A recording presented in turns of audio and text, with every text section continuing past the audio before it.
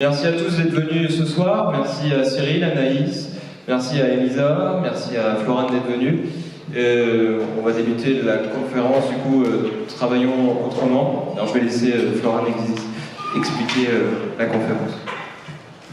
Merci, bonjour à tous. Cette conférence elle a été organisée dans le cadre du projet du Relais Jeunes. Du coup, j'ai laissé Elisa, qui fait partie du Relais Jeunes, expliquer un peu qu'est-ce que le Relais Jeunes. Bonjour à toutes et tous. Je ne sais pas qui s'occupe de l'ordinateur et s'il y a la possibilité. Non, il n'est pas là, c'est pas grave, on vous montrera après. Le Relais Jeunes, du coup, c'est une marche à partisane de 3000 km pendant plus de 3 mois qui va s'arrêter dans 20 villes-étapes. On est à la deuxième ville, là on a fait Rouen et maintenant on est à Amiens. Et l'objectif, c'est de mobiliser et de sensibiliser les jeunes autour des enjeux d'environnement, de démocratie et de justice sociale, et de replacer ces 3 enjeux au cœur du débat public. En fait, le constat aujourd'hui, c'est qu'on parle beaucoup, on est en période électorale, et on trouve que ces enjeux, ils sont un peu oubliés, qu'il y a d'autres enjeux qui passent avant, alors qu'on trouve que ces 3 questions sont super importantes, et qu'on n'en parle pas assez, parce qu'en fait, elles déterminent complètement notre avenir. Et c'est pour ça qu'en fait, on a décidé de faire ce tour, pour aussi aller à la rencontre de gens qui proposent des solutions, qui vivent, qui mangent autrement, qui se déplacent autrement, qui ont plein d'idées pour un monde meilleur, plus juste, plus écologique. Et on a envie de leur donner la parole et pour aussi inspirer toutes celles et ceux qui ont envie de changer mais qui ne savent pas comment le faire aujourd'hui. Pour un peu illustrer ce qu'on entend par justice sociale, environnement et démocratie, parce que c'est un peu large, je le dis comme ça, on a décidé de cibler une thématique un peu plus précise dans chaque ville. À Rouen, par exemple, on a parlé de risques industriels et il y avait des personnes du collectif Lubrizol qui sont venues témoigner sur ce qui s'est passé, sur pourquoi on a de plus en plus de risques industriels, pourquoi on ne fait plus attention à la santé des citoyens qui vivent à côté de ces usines. C'était super intéressant. Si tout va bien, la conférence sera retransmise sur notre chaîne YouTube et vous pourrez en apprendre davantage. Et à Amiens, on a décidé de parler d'emploi. Pourquoi d'emploi? C'est parce que en tant que jeune, c'est quand même une question qu'on trouve importante. On est dans plein de choix d'orientation. Qu'est-ce que je vais faire? Ah super, il y a la carte, voilà, vous pouvez voir tout le tour. Et vous voyez qu'on est vraiment au début. Ça fait une semaine qu'on est parti dimanche dernier. Et donc pourquoi on voulait parler d'emploi? C'est parce que quand on est jeune, c'est vraiment une question importante, on a des choix d'orientation à faire et on a l'impression que ça va déterminer un peu toute notre vie, le travail qu'on va faire, les choix qu'on va faire. Et c'est un peu aussi un peu flippant comme sujet. Est-ce qu'on va trouver un emploi ou est-ce qu'on va être au chômage? Comment on va faire? Aussi comment on peut concilier nos valeurs avec notre travail pour rendre tout ce temps utile. Et donc on trouvait important de parler de ça. C'est vrai que en moyenne, on travaille, en moyenne, la norme c'est de travailler 35 heures par semaine, ce qui veut dire qu'on va consacrer 80 000 heures au cours de notre vie à notre travail. Et c'est un temps qu'on peut mettre au service d'un monde meilleur, ou en tout cas en cohérence avec nos valeurs. Donc on avait vraiment envie de parler de ça, parce qu'aussi le monde professionnel, c'est un monde qui évolue. Et quand on fait face à des crises sociales et environnementales, ça a aussi un impact sur le monde professionnel. Le monde professionnel ne sera pas le même dans 20 ans qu'il ne l'était il y a 40 ans. Voilà, et peut-être le message aussi qu'on a envie de faire passer, c'est que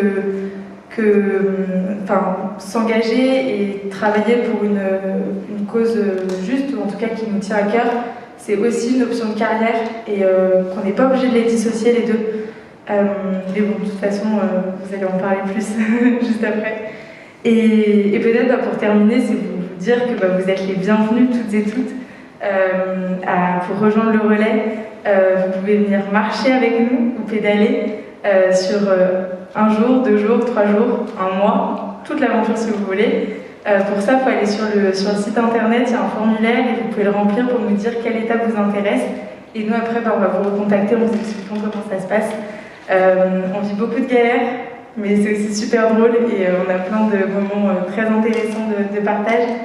Si vous ne voulez pas vous déplacer parce que vous ne pouvez pas ou que vous ne sentez pas l'âme aventurier, vous pouvez aussi nous soutenir via les réseaux sociaux.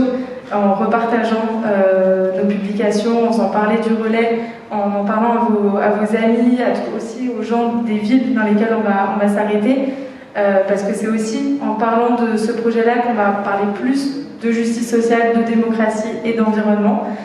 Et enfin, placement de produits. Dans 2 jours, on ouvre le crowdfunding parce que pour l'instant, on a les moyens d'aller seulement jusqu'à Marseille.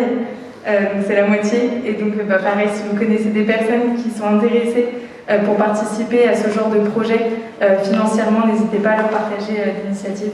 Et merci beaucoup d'être là. Et j'espère que cette conférence va vous intéresser et va peut-être vous faire mettre des réflexions pour vos choix d'orientation.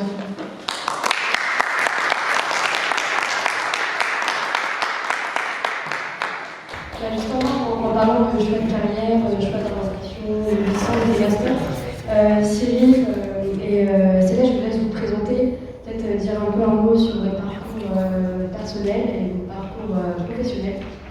Merci, bonsoir tout le monde.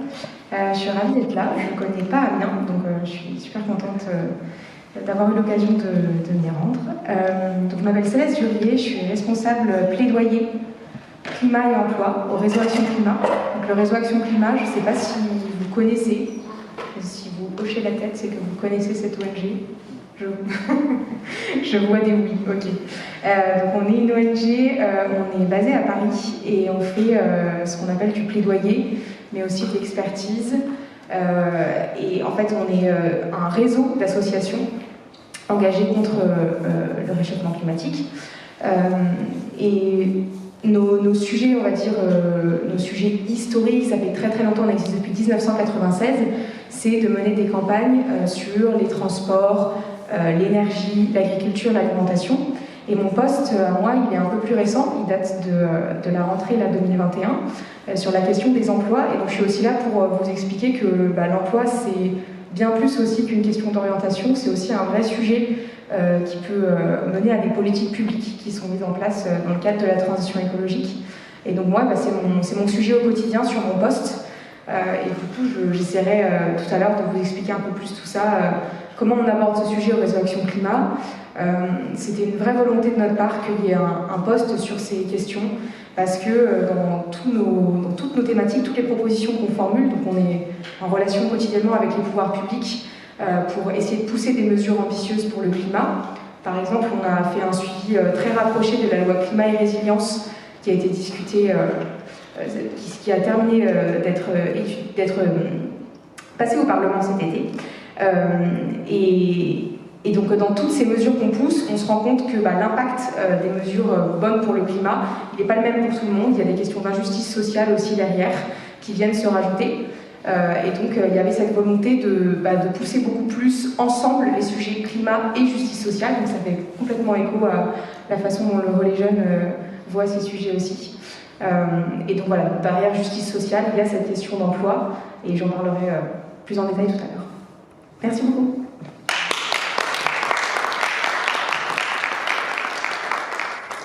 Et donc du coup, moi je suis Cyril Bombard. Je suis là parce que Elisa m'a appelé à un moment pour le début du Relais Jeunes et j'avais vraiment envie de soutenir l'initiative, surtout que c'est les premières étapes. C'est toujours le moment, on en parlait un peu avec Sacha tout à l'heure, un peu clé où tout se met en place, où c'est pas encore cadré, c'est pas encore suffisamment connu, donc il faut que ce soit plus connu. Mais c'était ça qui était intéressant, c'est la raison pour laquelle je suis venu. Et puis je suis venu parce que le sujet c'était l'entreprendre autrement. Et dans la question que Florane amenait sous-jacente, c'est... alors moi j'ai 50 ans aujourd'hui. Donc je suis pas je suis pas en train de choisir mon orientation, voilà. Mais ce qui est vachement intéressant, c'est que quand j'ai choisi mon orientation, on était en 1994, je faisais des études d'histoire. La question se posait aussi, mais pas du tout de la même manière. Parce que quand on parlait des 3 thèmes que tu as donnés tout à l'heure, pas grand monde en parlait. Il faut vraiment être super clair. Voilà, développement durable 87, ça faisait que 8 ans, grosso modo personne ne connaissait, et puis quand on commençait à se dire tiens il va falloir changer des choses, grosso modo vous étiez seul, hein. Voilà, il n'y avait pas de conférence à Sciences Po ni ailleurs pour venir échanger là-dessus, et moi j'ai attendu 2009 pour créer mon métier sur mesure.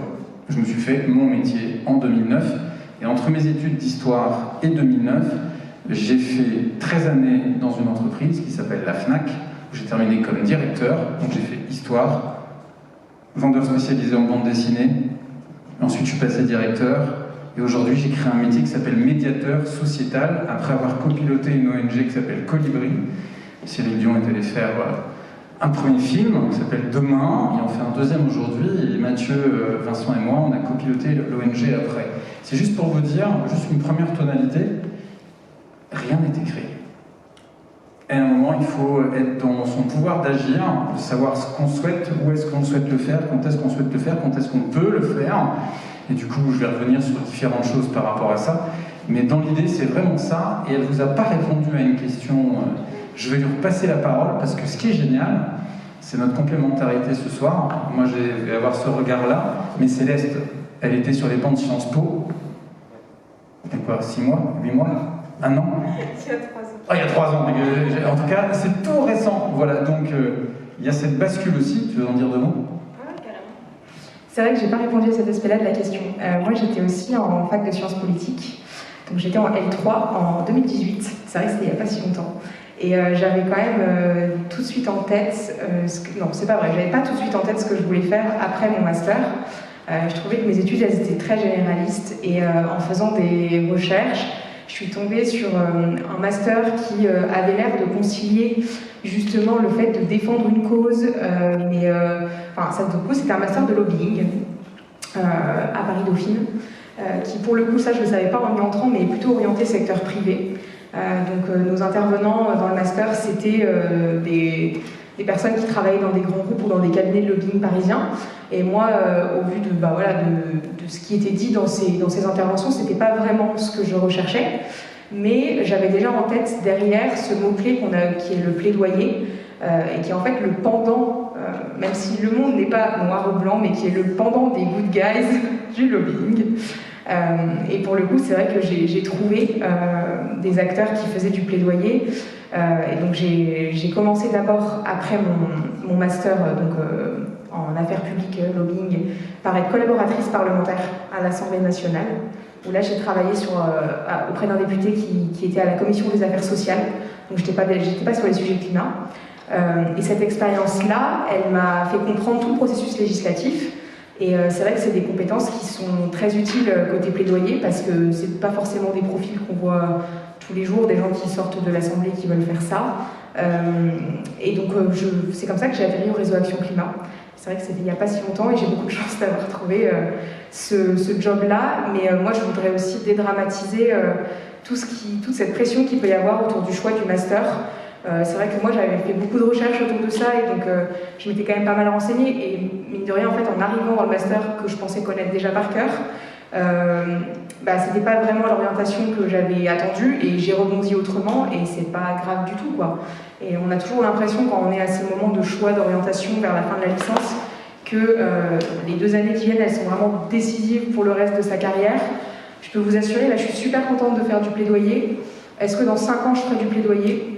Aucune idée. Et c'est pas grave, en fait. Parce que, franchement, je pense que on a cette chance, quand on vient d'études telles que les sciences politiques, d'avoir le choix et de pouvoir rebondir sur plein d'autres choses derrière. Donc voilà, il faut en être conscient. Merci Anaïs, merci Cyril pour vos présentations. Cyril, tout à l'heure, tu disais que rien n'est écrit, tout est à faire finalement, mais pourtant derrière vous, il y a quelque chose d'écrit qui est travailler autrement, l'emploi face aux grandes transitions. Et ma question que je vais poser, c'est de vous demander dans cette phrase-là, avec différentes fonctions.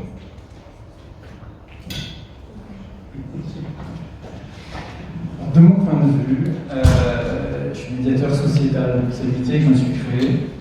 Donc pour moi, c'est vraiment les grandes transitions sociétales. Et on est en train de changer de monde depuis un petit moment. Je pense que chacun et chacune d'entre nous, on a conscience, plus ou moins, mais on a au moins conscience. Et sur les questions qui sont posées sur les transitions sociétales, que ce soit environnementales, que ce soit la démocratie, il y a plein de choses qui sont en train de se passer. Aujourd'hui, on est lundi 28 février, par rapport aux orientations dont vous avez parlé tout à l'heure. Alors déjà, on a une guerre, donc j'aurais une pensée pour à la fois les populations ukrainiennes et même les populations russes, puisque je travaille tous les lundis avec quelqu'un qui vit à Moscou. Je peux vous dire que les populations russes, c'est super compliqué en ce moment. Plein de gens qui sont arrêtés, ce qui fait que les gens, plutôt que manifester, se déplacent avec des bouquets. Et pour l'instant, la police n'arrête pas les gens avec des bouquets de fleurs, ils vont poser des bouquets de fleurs. Et puis vous avez toute la population ukrainienne. À part que cet événement-là, qui est en train de faire des bascules sur plein de domaines, dans les domaines qui sont les nôtres, et dans les domaines qui seront peut-être vos métiers demain, ou qui seront nos postures demain, on va déjà parler de transition énergétique. Là où on avançait doucement, je vois un côté positif dans ce qui est en train de se passer, c'est que demain, on va peut-être enfin avancer beaucoup plus fortement sur la transition énergétique. La transition de société, en ce moment, il se passe plein de choses de ce type-là qui font qu'on va changer à la fois nos modes de production, nos modes de consommation sur l'énergie, par exemple. Je m'arrête juste là, sinon on pourra en parler longtemps. Mais aujourd'hui, à Nairobi, c'est également ouverte une conférence internationale pour, j'espère, arriver à des accords contraignants sur la pollution plastique. Et là, une transition sociétale, comment chacun et chacune d'entre nous, demain, et je l'espère, on va arriver à vivre sans plastique, de la même manière qu'on en produit aujourd'hui. Mais ça, c'est une transition sociétale qui doit arriver. Et moi, je dis toujours, quand je prends la parole, notamment quand j'interviens dans mes masters, le réchauffement climatique, tenez-vous bien, ne me fait pas peur. Parce que je suis terrorisé, moi, par la pollution plastique depuis 10 ans.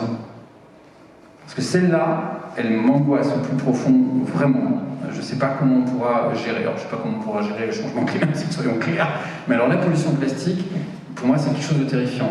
Et là, aujourd'hui, j'espère qu'on ouvre une conférence internationale qui va aboutir à ça. Puis on est le lundi 28 février, et aujourd'hui est sorti quoi? Un rapport, de nouveau, du GIEC, où là, on arrive avec un sous-titre dans les médias aujourd'hui sur les atlas de souffrance humaine. Vous entendez les mots qu'on emploie quand même, on est à ce stade-là. Et là, quand on parle de transition sociétale, c'est pareil. Alors quand on prend ces trois trucs-là, il y a des trucs hyper flippants derrière, et je trouve, et qu'on est... alors l'humain a ça de malheureux, c'est qu'il n'avance que quand il est au pied du mur. Parce que sinon on aurait changé pas mal de choses depuis longtemps. On a beau crier, voilà, ça c'est un des aspects de mon métier sur lequel je reviendrai tout à l'heure, parce que je travaille avec des chercheurs. Et là, on est sur des pieds du mur qui font qu'à un moment ou à un autre, les transitions qui étaient lancées elles vont sans doute s'accélérer, ce que j'espère. Ce qui veut dire que nos métiers, je parle également du mien, même à mon âge, vos métiers, vous qui vous lancez dans les masters, quand il y a plein de choses qui peuvent se développer demain et prendre des directions qui peuvent changer dans 5 ans, tout est à écrire. Parce qu'on dit assurément qu'en 2050, on ne connaît pas, 70% des métiers, on ne les connaît pas, ça va être de nouveaux métiers. Ces transitions sociétales, la façon dont on consomme, la façon dont on vit, avec qui on vit, comment on interagit, comment on est interdépendant, c'est en train de se faire. Et c'est ce que j'appelle, c'est ce que je mets moi derrière les transitions sociétales, parce que là, on est vraiment dans des moments d'accélération. Justement, Cyril, comment du coup tu fais, qu'est-ce que tu préconises du coup pour s'adapter? Quelles sont les mesures concrètes? Est-ce que, en tant qu'étudiant, par exemple, est-ce qu'on va choisir un master sur du long terme ou moyen terme? Comment on apprend le monde du travail? Est-ce que demain, par exemple pour les éventuels entrepreneurs, on va monter une boîte et on va se dire elle va tenir 1 ou 2 ans, 3 ans, donc il faut chercher, comment appréhender le monde de demain? Et je pense aussi, Anaïs, si tu veux répondre aussi. Céleste, putain. Alors du coup, pour te répondre, je vais laisser répondre Céleste sur les transitions sociétales. Et ce que je trouve intéressant, c'est dans la complémentarité de notre propos à tous les deux aujourd'hui. Céleste, elle va vous amener un regard macro par rapport à vraiment ces questions d'emploi-là. Et la question que tu me posais juste avant, je répondrai en deuxième temps, parce que je trouve qu'on a chacun et chacune une place à prendre. Et ça, c'est notre pouvoir, nous, à chacun. Voilà. Mais on peut la prendre dans le macro et puis dans quelque chose de plus local, ce qui sera ma réponse.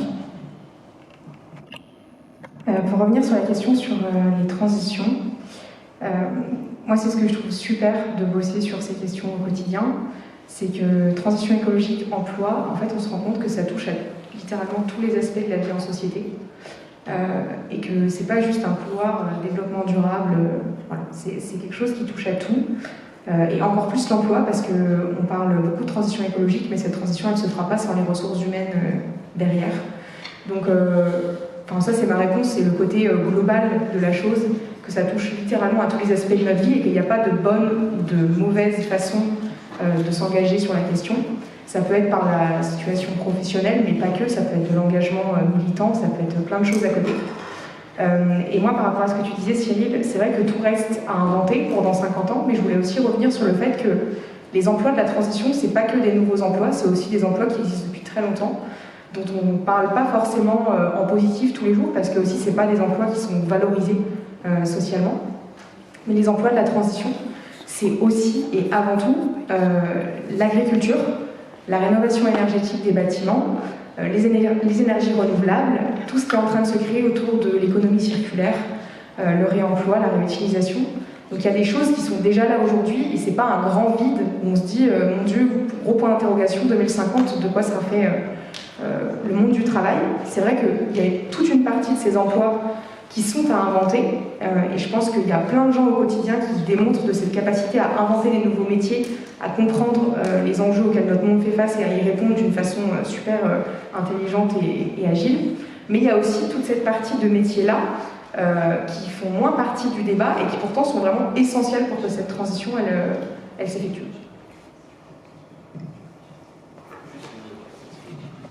Petite question, tu parles de travailler autrement du coup, et tu parles notamment du secteur des énergies renouvelables, même des rénovations du bâtiment, mais c'est d'abord un facteur économique avant que ce soit écologique, non ? Je pense par exemple quand on rénove un bâtiment, c'est pas d'abord pour l'aspect écologique, c'est pour l'aspect économique, c'est-à-dire que le fait d'isoler un bâtiment, ça passe d'abord par gagner des sous, parce que moins on consomme, plus c'est de l'énergie je peux dire qu'on a économisé, donc qu'on a gagné, quoi. Et donc, est-ce que travailler autrement, ça signifie pas finalement qu'on évolue, la société évolue certes, mais plus dans le sens économique que écologique? Enfin, en tout cas, c'est ce qui se passe aujourd'hui, et à titre personnel, je pense pas qu'on est en train d'évoluer en fonction de l'écologie, mais plus de l'économie. Là, on part sur des débats philosophiques. Pour moi, les deux sont imbriqués. Tu as raison, il n'y a pas. De toute façon, aujourd'hui, les entreprises, elles ont beaucoup de mal à changer. Si on leur dit la transition écologique arrive, elle est là, il faut faire quelque chose, ça ne se matérialise pas d'une façon concrète pour elles. Donc, effectivement, c'est plus ce système économique dans son ensemble qu'il s'agit de repenser. Mais bon, là, la tâche, elle paraît un petit peu gigantesque. Et donc, ça passe aussi par le fait qu'il y a des nouveaux marchés qui arrivent. Où les entreprises puissent se positionner, et là elles se rendent compte que derrière il y a de l'emploi qui est créé. Oui, la rénovation énergétique des bâtiments, tu as l'aspect économique, mais pour moi il n'y a pas de distinction aussi nette entre les deux. Voilà. Et après, du coup, ce que je voulais juste rebondir là-dessus aussi, c'est qu'effectivement, tu as une vision dans la société une scission assez nette entre métier intellectuel et métier manuel. Et pour moi, c'est une des choses les plus dommageables qui se soit passées. C'est que la France, on est vraiment une société de métiers du service. Et pour autant, tous ces métiers manuels, on se rend compte aujourd'hui qu'il y a plein de secteurs qui sont en tension. Les recherches des gens, il n'y a plus personne qui a fait les formations. D'ailleurs, les formations n'existent plus, pas en quantité suffisante en tout cas pour répondre aux besoins dans ces métiers-là. Et du coup, on est arrivé à une situation aujourd'hui où effectivement on s'est mis nous-mêmes au pied du mur en disant on pensait qu'on n'allait plus en avoir besoin, mais on en revient en fait de cette société 100% du service. On a aussi besoin de toute la partie production. On pense à l'industrie textile qui a énormément délocalisé alors qu'on avait le savoir-faire et les compétences en France. Et donc dans les questions d'emploi et de transition, tu as aussi tous ces enjeux-là de revalorisation sociale par les conditions de travail, par le niveau de salaire de toutes les personnes qui travaillent dans ces secteurs. Pour moi, c'est une condition sine qua non de la transition des emplois aussi. Alors, je vais rebondir sur ta question sur la rénovation du bâtiment. Mon métier à moi aujourd'hui, c'est de travailler principalement sur des communes, généralement 1200 habitants. Je travaille beaucoup sur les communes au sud de la ville de Niort, dans l'ouest, voilà. Pas du tout dans le coin, pour être tout à fait clair. et je travaille sur l'implication des habitants, de tous les habitants, de toutes les habitantes, sur la vie de la cité, dans toutes ses formes en fait. Voilà, et comment les gens finalement avancent et s'impliquent dans la vie de la cité. Pour répondre à ta question avec cette entrée-là, effectivement la réponse économique est une motivation. On constate depuis des années que si c'est que pour l'écologie, bah, il n'y a pas grand monde qui rénove son bâtiment, enfin, je vais juste être clair. Vu le coût, c'est pas toujours aidé comme il faut, ça change tout le temps entre les primes énergétiques, maintenant c'est ma prime rénov, etc. C'est quand même pas aussi simple que ça. Il faut mine de rien avoir les moyens. Voilà, toutes les entreprises ne les ont pas, TPE, PME, mais parfois plus grandes entreprises, les particuliers ne les ont pas. Et à un moment ou à un autre, ce qui a été clé, c'est que ça devient intéressant économiquement de le faire. Parce que le prix de l'énergie augmente. Donc effectivement, l'entrée, au-delà du vœu pieux de « je veux avoir une maison qui consomme moins, qui émet moins de dioxyde de carbone, donc je contribue à avoir une balance carbone qui est meilleure, etc. » Les personnes qui font ça de prime abord, c'est pas aussi simple que ça, quoi. C'est pas la motivation unique. Il peut y avoir, mais il faut avoir les moyens. Il faut juste tirer les choses comme elles sont. Voilà. Et aujourd'hui, on est dans une équation qui fait que ça devient intéressant. Et la précarité énergétique, donc ça devient intéressant de faire la rénovation de bâtis, parce que la précarité énergétique touche un pourcentage de familles de plus en plus grand, et que les CCAS, donc tous les organes des petites communes qui vont aider les familles qui ne peuvent plus, et ben, l'énergie, c'est une entrée numéro 1, et le fait qu'aujourd'hui, il y ait quand même une pression beaucoup plus grande sur tous les bailleurs, sur tous les propriétaires, pour rénover de façon à ce que les locataires puissent avoir une facture moins grande, elle est en train de se faire. Mais on est en plein dedans. De mon point de vue, c'est que mon point de vue, on ne va pas assez loin. Voilà. Donc ça veut dire que quand on touche au portefeuille, effectivement, on fait avancer les choses beaucoup plus rapidement, parce que juste avoir une envie écologique, pour répondre à ta question, ça n'a pas suffi jusqu'à présent. Donc c'est l'entrée économique incitative qui a fonctionné. Du coup, avant de passer à la question suivante, est-ce que vous avez des questions parmi le public sur le travail en ONG, tout ce qui a été dit? Du coup, vous avez parlé tu disais tout à l'heure qu'il fallait être un peu au pied du mur pour pouvoir réagir à cette question de l'écologie. Du coup, est-ce que ça se retrouve pas dans le secteur de l'emploi, d'être un peu au pied du mur face à la transition écologique? Je parle notamment de la question des reconversions, par exemple, qui peuvent être parfois forcées. Donc, je ne sais pas si vous pouvez dire un mot là-dessus. Alors, je ne sais pas si vous avez bien compris la question. C'est en gros la reconversion professionnelle et le fait de changer de voie dans sa carrière. Les reconversions professionnelles, ça c'est un sujet sur lequel je travaille. C'est un des angles qu'on a choisi au réseau Action Climat, choisi pas comme ça, mais parce qu'il y avait besoin de travailler sur ce sujet. Parce qu'effectivement, quand on parle de reconversion professionnelle, on parle souvent au niveau de l'individu, de quelqu'un qui se pose des bonnes questions dans sa carrière, qui cherche les outils ensuite pour éventuellement bifurquer. Et d'ailleurs, je pense que cette quête d'outils et de compréhension de comment on peut bifurquer dans sa carrière pro, elle n'est pas forcément évidente. C'est pas très lisible tout ça en France. Mais c'est vrai qu'il y a aussi l'enjeu en parallèle de tous ces secteurs qui, de toute façon, ne vont pas avoir le choix parce qu'ils sont extrêmement dépendants aux énergies fossiles et que donc on est face à des personnes à qui on dit de toute façon votre emploi c'est pas l'avenir. Dans 10, 15, 20 ans, il faudra qu'il soit énormément réduit, ou en tout cas presque qu'il n'existe plus. C'est ce qui est en train de se passer là avec la fermeture des dernières centrales à charbon en France. Et donc pour moi c'est un point de la question pareil à pas négliger parce que, je le disais tout à l'heure, là on a la chance ce soir d'être ici, de pouvoir discuter de la question, de se dire on a l'orientation, l'emploi, dans la transition écologique, qu'est-ce que ça veut dire pour nous, quelles questions je vais me poser dans 1 an, 2 ans, 3 ans. Mais il y a toute une partie de salariés qui travaillent dans un secteur depuis 20 ans, depuis 30 ans, ça fait partie de leur vie, ça les définit. Et aujourd'hui, il y a l'écologie qui se matérialise dans leur vie par tu vas peut-être perdre ton emploi. Et donc c'est là que pour moi c'est important qu'en tant qu'ONG on soit sensibilisé à ces questions et qu'on essaye de proposer des réponses concrètes au niveau des politiques publiques.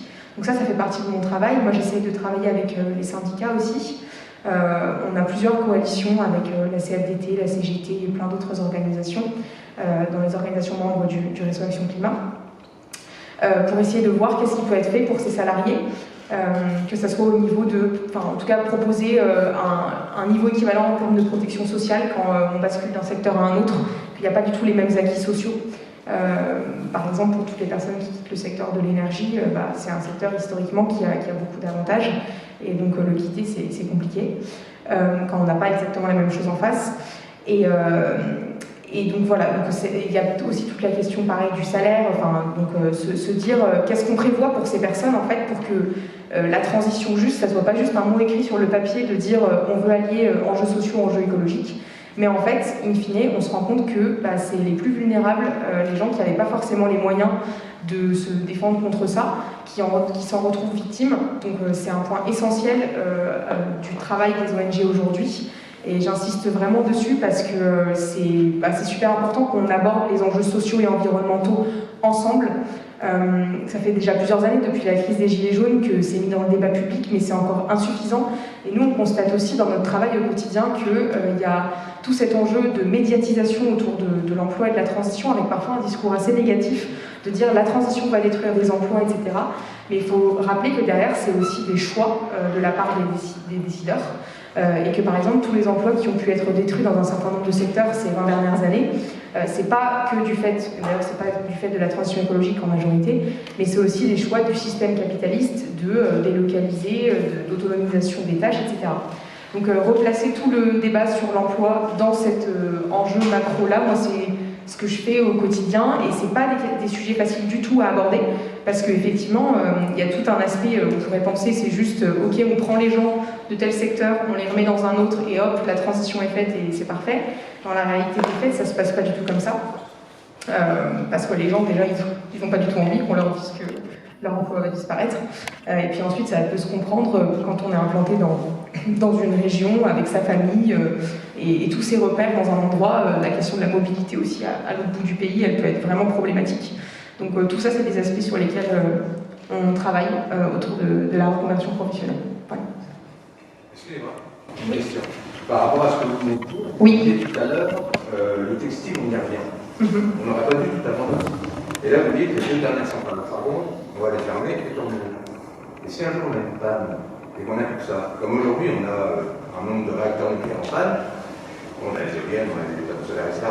Mais si on n'avait pas ces deux centrales à charbon, ça peut-être un peu plus ennuyé par rapport à nos consommations au quotidien, on peut importer plus, etc.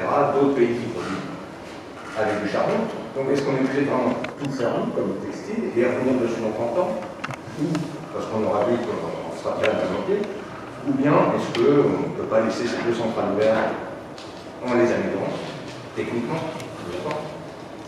les gens n'auront pas d'emploi dans ces centrales-là, mais enfin voilà, c'est ce que je voulais dire. Qu'on ne revienne pas dessus dans 30 ans en disant, mais on aurait pu laisser au moins deux centrales au cas où. Tout le sujet est encore ouvert de toute façon en ce moment, parce que la date butoir pour la fermeture des centrales à charbon, c'était 2022, donc on est en plein dedans. Par contre, par exemple, la centrale de Cordemais, à côté de Nantes, elle ne sera pas fermée en 2022, tout simplement parce qu'il y a eu cette décision de la prolonger, on en avait encore besoin jusqu'à 2024-2026, pour la question que vous soulevez. Pour autant, pour moi, c'est pas non plus la bonne solution de reporter l'échéance en laissant dans le flou les personnes qui travaillent sur ces sites. Et il y a toute une question en fait de calendrier derrière, c'est-à-dire qu'il peut y avoir, pour que la reconversion se fasse bien, il n'y a pas que la reconversion des salariés, il y a aussi la reconversion du site industriel en tant que tel. Et on se rend compte que la plupart du temps, en fait, les projets industriels alternatifs pour les sites qui sont concernés par des fermetures, ils arrivent trop tard. Les financements ne sont pas faciles à obtenir pour des projets de grande ampleur. Et donc, ça laisse les salariés dans le flou pendant un certain nombre d'années. Et donc ça, c'est un problème qu'on pointe du doigt et auquel on va essayer d'apporter pas des solutions immédiates, parce que je pense que c'est des questions complexes, toutes les questions d'industrie. J'ai aussi une collègue qui travaille spécifiquement sur les enjeux d'industrie lourde notamment. Et donc effectivement, c'est légitime la question que vous posez, mais je pense que l'important, c'est d'avoir en tout cas des dates qui permettent de donner un horizon aux salariés. Et qu'ensuite, derrière, on ait une vraie proposition pour eux, soit sur le site même, soit dans la région autour, en termes d'activité. Je voulais juste compléter en disant que cette question, pour moi, elle est centrale, y compris politiquement. Là, on est en pleine période présidentielle et c'est un sujet qui passe un peu à l'as quand même. Toute la transformation de société dans les entreprises jusque-là, mais dans notre vie aujourd'hui, elle se fait aussi par ce qu'on appelle, un mot en ressources humaines, la gestion prévisionnelle de l'emploi et des compétences, qui aujourd'hui, pour moi, est quelque chose qui se fait tout au long de la vie et qui doit être mis en conscience. Pour moi, il y a même une éducation derrière à ce que chacun et chacune d'entre nous soit prête et prêt le plus possible à ça, sachant qu'on n'est pas tous faciles par rapport à ça, le loin s'en faut, parce que ça touche tout. Alors, je vous ai dit que j'ai travaillé à la FNAC tout à l'heure, on a vu les métiers de disquaire s'effondrer à un moment. On a changé nos habitudes, vous avez changé, j'ai changé mes habitudes de consommer de la musique. Et quand vous aviez des gens qui étaient payés à un moment à écouter de la musique, pour quand vous arriviez dans un magasin, vous faisiez tatati tatata et vous disiez oui c'est ça, et vous prenez le CD, vous le donnez, même chose en librairie, ils passaient leur vie à faire ça. Ouais. Après ils ont passé leur vie à étiqueter des disques. Parce que le prix du disque s'est effondré, vous en achetez 20 €, 5, etc. Et il fallait changer tout le temps, et les opérations tout le temps. Le métier a changé, il les intéressait plus, et puis ça s'est effondré. Juste un exemple. Deuxième exemple, c'est vous prenez le nucléaire. Qui c'est qui verrouille quand vous avez une centrale à Fessenheim et les premiers qui ne sont pas d'accord, c'est des gens qui y travaillent. Et peut-être parfois qui ne sont pas d'accord pour le nucléaire, mais qui travaillent dans le nucléaire et du coup ils ne veulent quand même pas que ça ferme. Là, ça commence à devenir compliqué. C'est pas aussi simple que ça. Je vous parlais de la pollution plastique tout à l'heure. Combien de millions d'emplois dans le monde sont sur le plastique? Ok, demain, accord contraignant, moi je suis super content, ça va arrêter ma terreur profonde. On fait plus de plastique jetable. Mais combien de gens au chômage du jour au lendemain? Il y a plein de gens qui ne sont pas d'accord. Et puis ici, on commence à voir ce que ça provoque chez eux. Donc c'est pas aussi simple non plus, ça se fait pas d'un coup de main. Puis je vais terminer avec un métier avec lequel je travaille tous les jours, qui sont les agriculteurs et les agricultrices. On va être dans la merde dans pas longtemps. Parce qu'il y a plein de gens qui ne veulent plus être agriculteurs et agricultrices. C'est un métier super dur.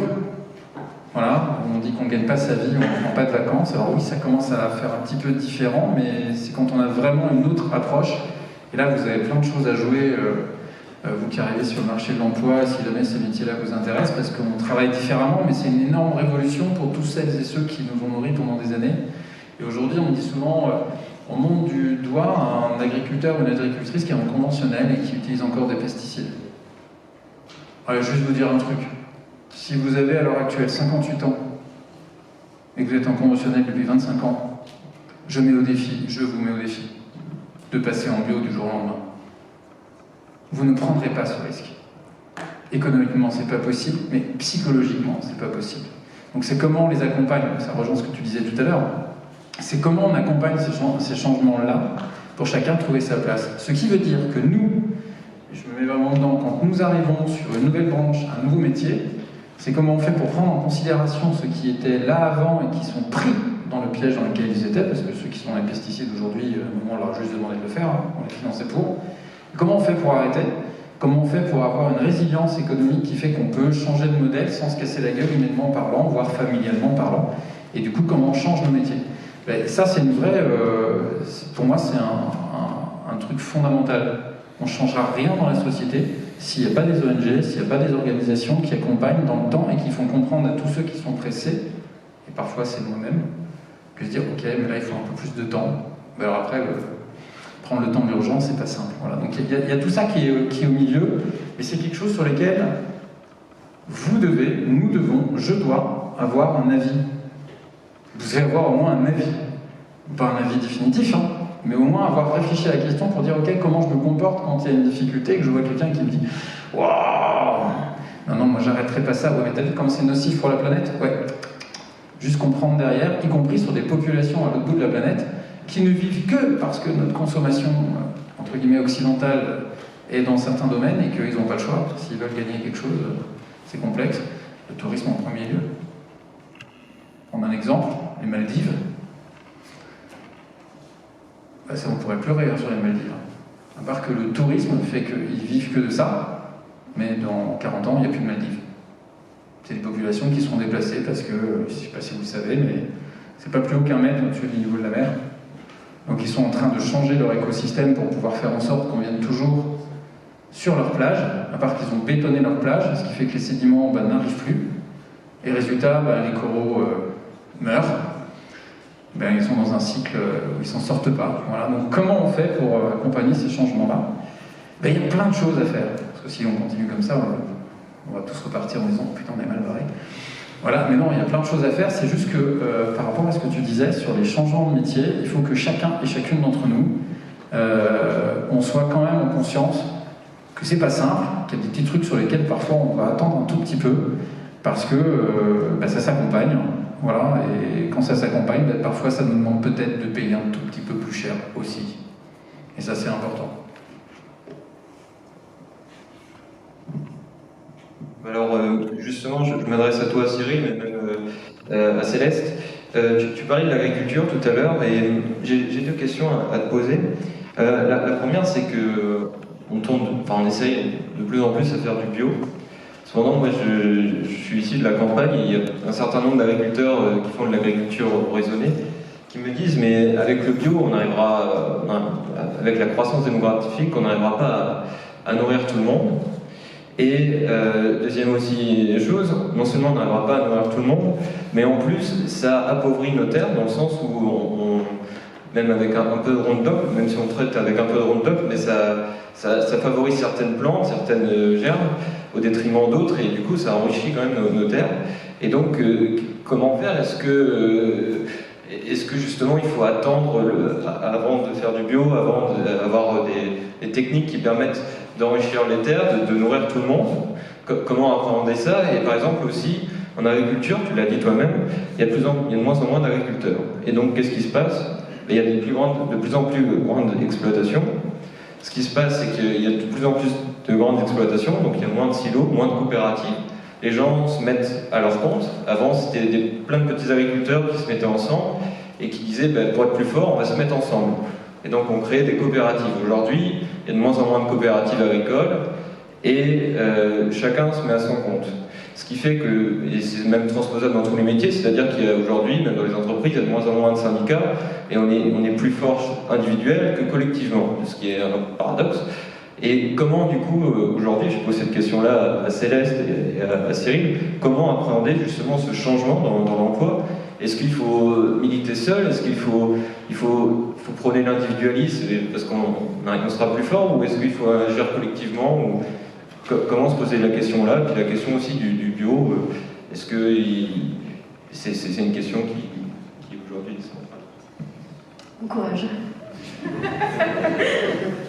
Moi, je vais répondre sur la partie syndicat, je laisserai la partie bio à Cyril. Sur les syndicats, c'est intéressant ce que tu dis. C'est vrai que, en fait, effectivement, les syndicats aujourd'hui, ils ont besoin de cravacher pour avoir des voix et être représentatifs. C'est un phénomène qui est en train un petit peu de perdre en puissance, quoi, depuis quand même pas mal de temps. Moi, justement, je vais échanger prochainement avec un collectif qui s'appelle Printemps écologique. Qui est un syndicat qui a été créé il y a peu de temps, je crois, en 2020, et qui essaye de mettre au cœur de leurs revendications des questions de transition écologique.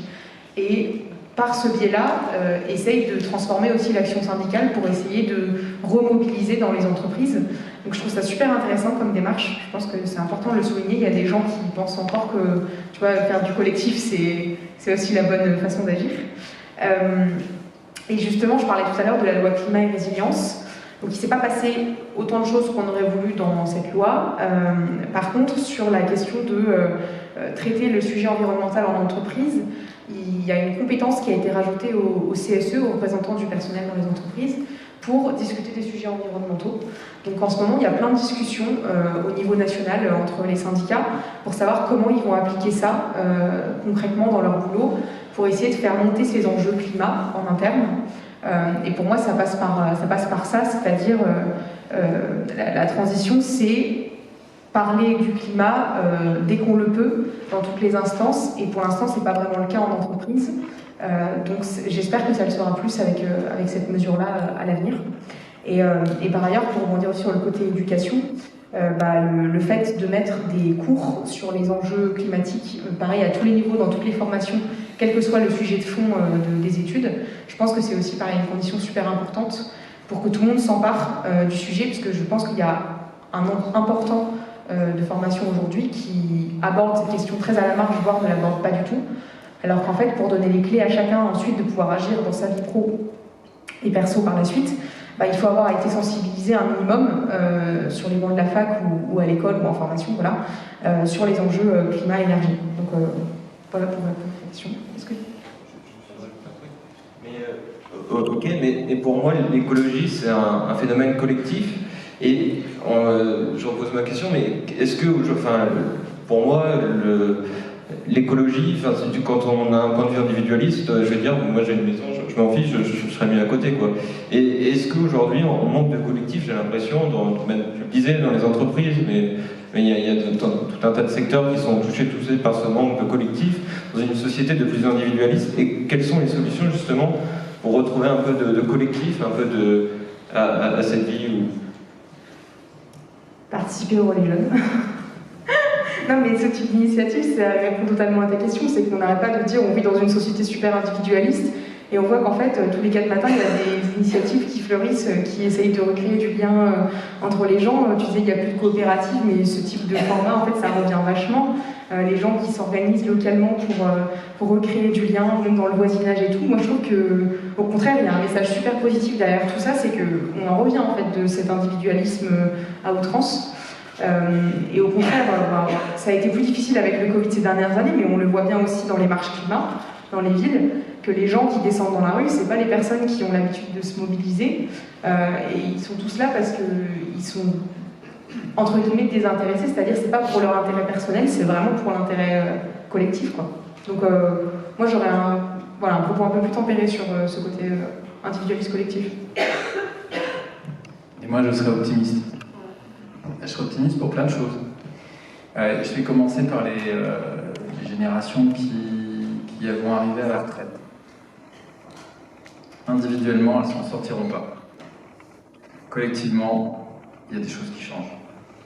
Collectivement, vous aurez de plus en plus de personnes qui, quand ils seront l'âge à la retraite, feront colloque, habiteront dans les habitats partagés, parce que d'abord, économiquement, ça ne suivra pas au niveau des niveaux de retraite, ok, première chose. Mais deuxièmement, parce qu'il y a cette envie qui monte très, très, très fortement. Ça, c'est... Voilà. Et moi, dans nos projets de vie, ma femme et moi, c'est une question qu'on a. J'ai 2 garçons, un de 15 ans, un de 8 ans. Et c'est des questions qu'on a aujourd'hui au cœur de la famille sur...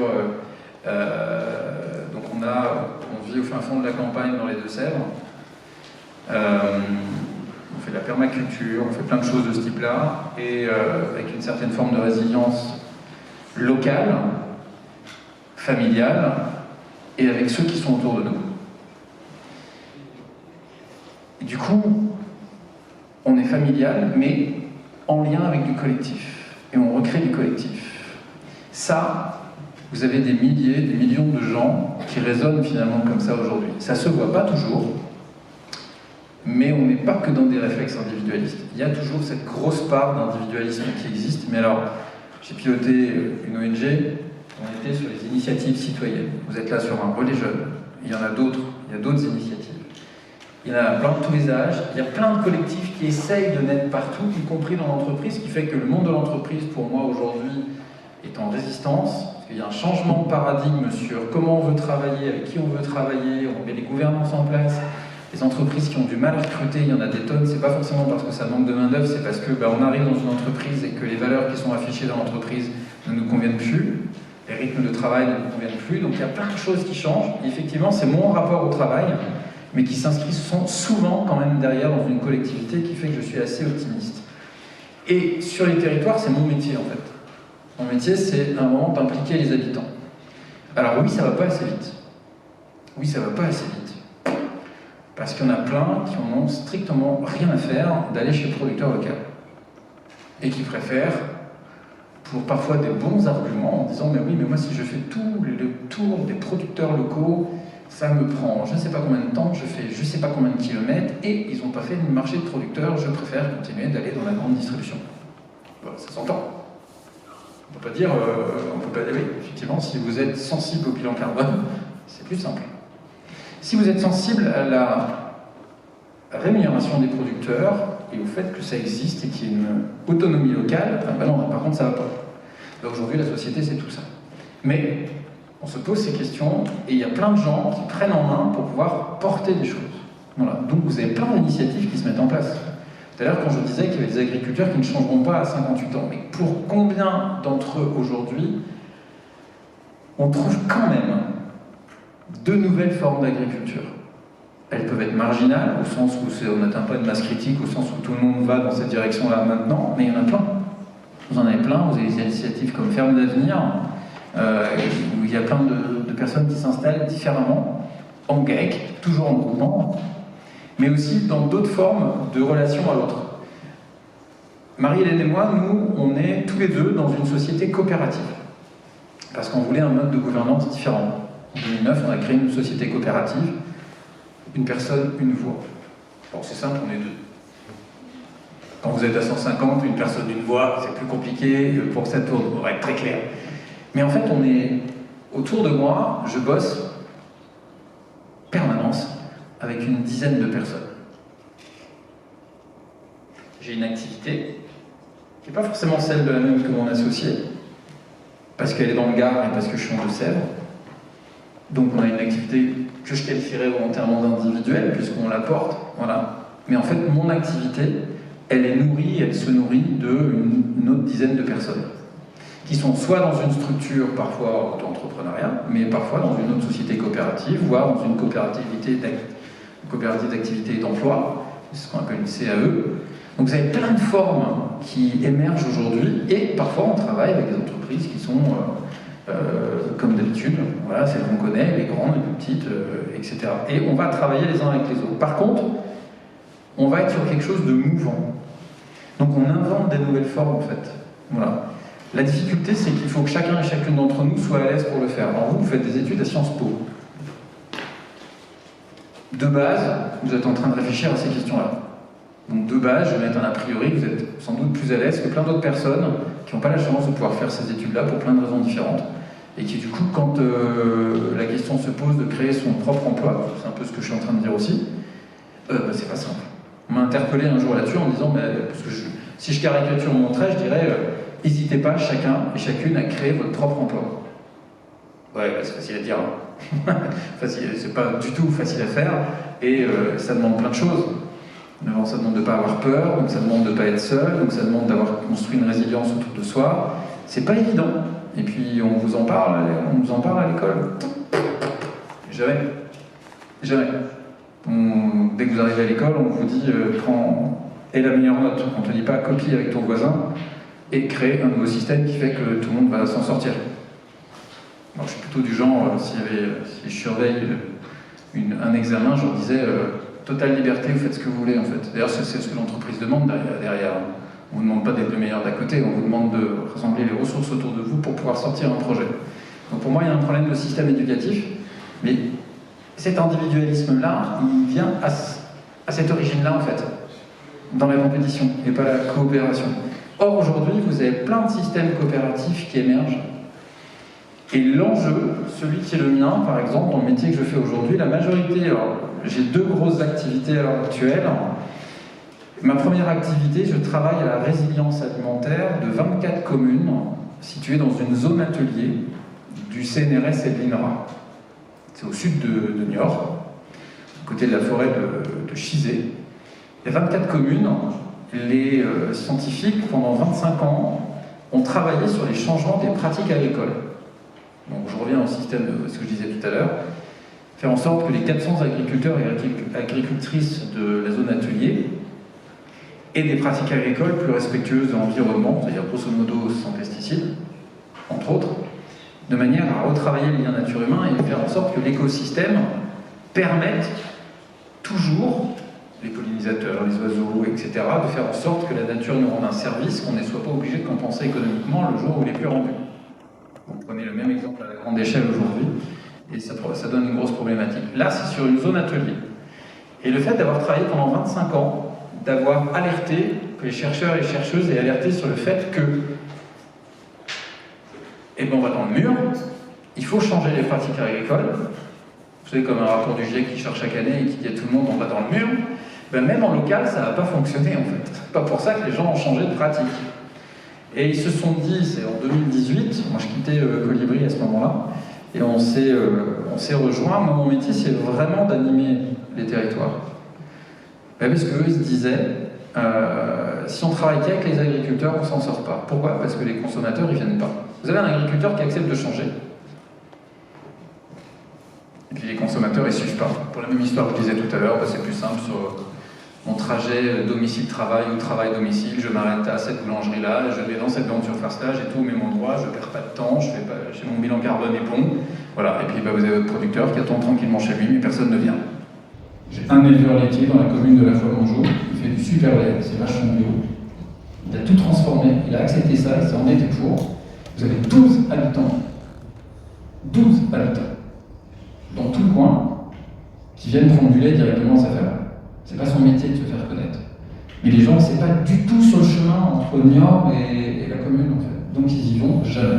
Voilà, donc c'est un acte de travail qu'on va avoir, parce que du coup, on travaille à faire en sorte que les gens changent leurs habitudes, se mettent en relation les uns les autres, pour pouvoir collectivement trouver cette solution, à faire en sorte que cet éleveur laitier à cet endroit-là puisse être encore là demain.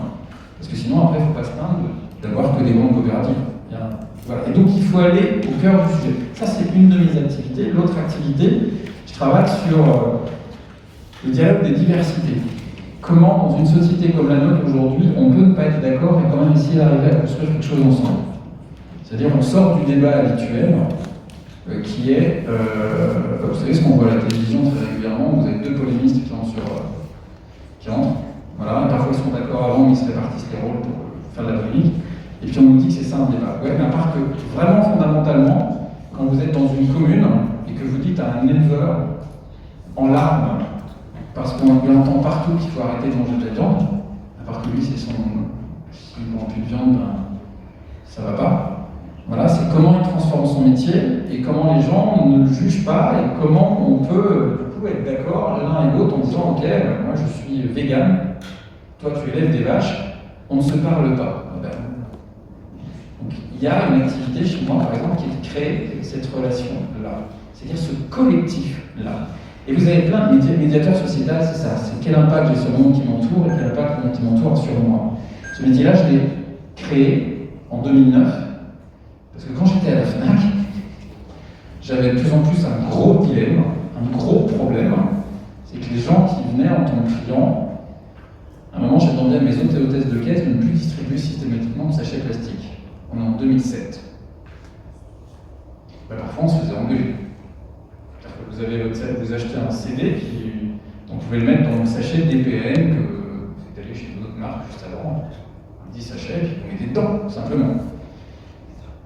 Oh là là, gros scandale. À part que mes autres hôtesses de caisse, comment expliquer le fait qu'il ne fallait pas donner systématiquement de sachets plastiques en 2007, à part répondre qu'il faut faire des économies d'échelle, c'était compliqué d'expliquer. Donc à un moment, c'est comment on fait cette pédagogie-là, comment on comprend le monde dans lequel on est. Et là, il y a plein de collectifs à faire. Et ce que je veux vous dire, c'est que du coup, j'ai décidé d'aller créer ce métier, parce qu'à un moment, moi, je ne supportais plus d'être en décalé. Du coup, il a fallu un moment que je fasse le grand pas. Voilà. C'est un grand pas que j'aurais voulu faire en 95, mais je ne l'ai pas fait. J'ai décidé d'aller dans une entreprise pour aller regarder de l'intérieur, essayer de voir comment on peut faire. Ça a été génial, on a fait des tonnes de trucs. Et à un moment, j'avais besoin d'être raccord. Alors du coup, je posais une question.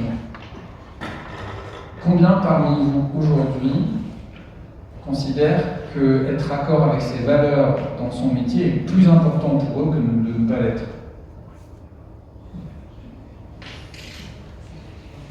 Ok. À peu près la moitié.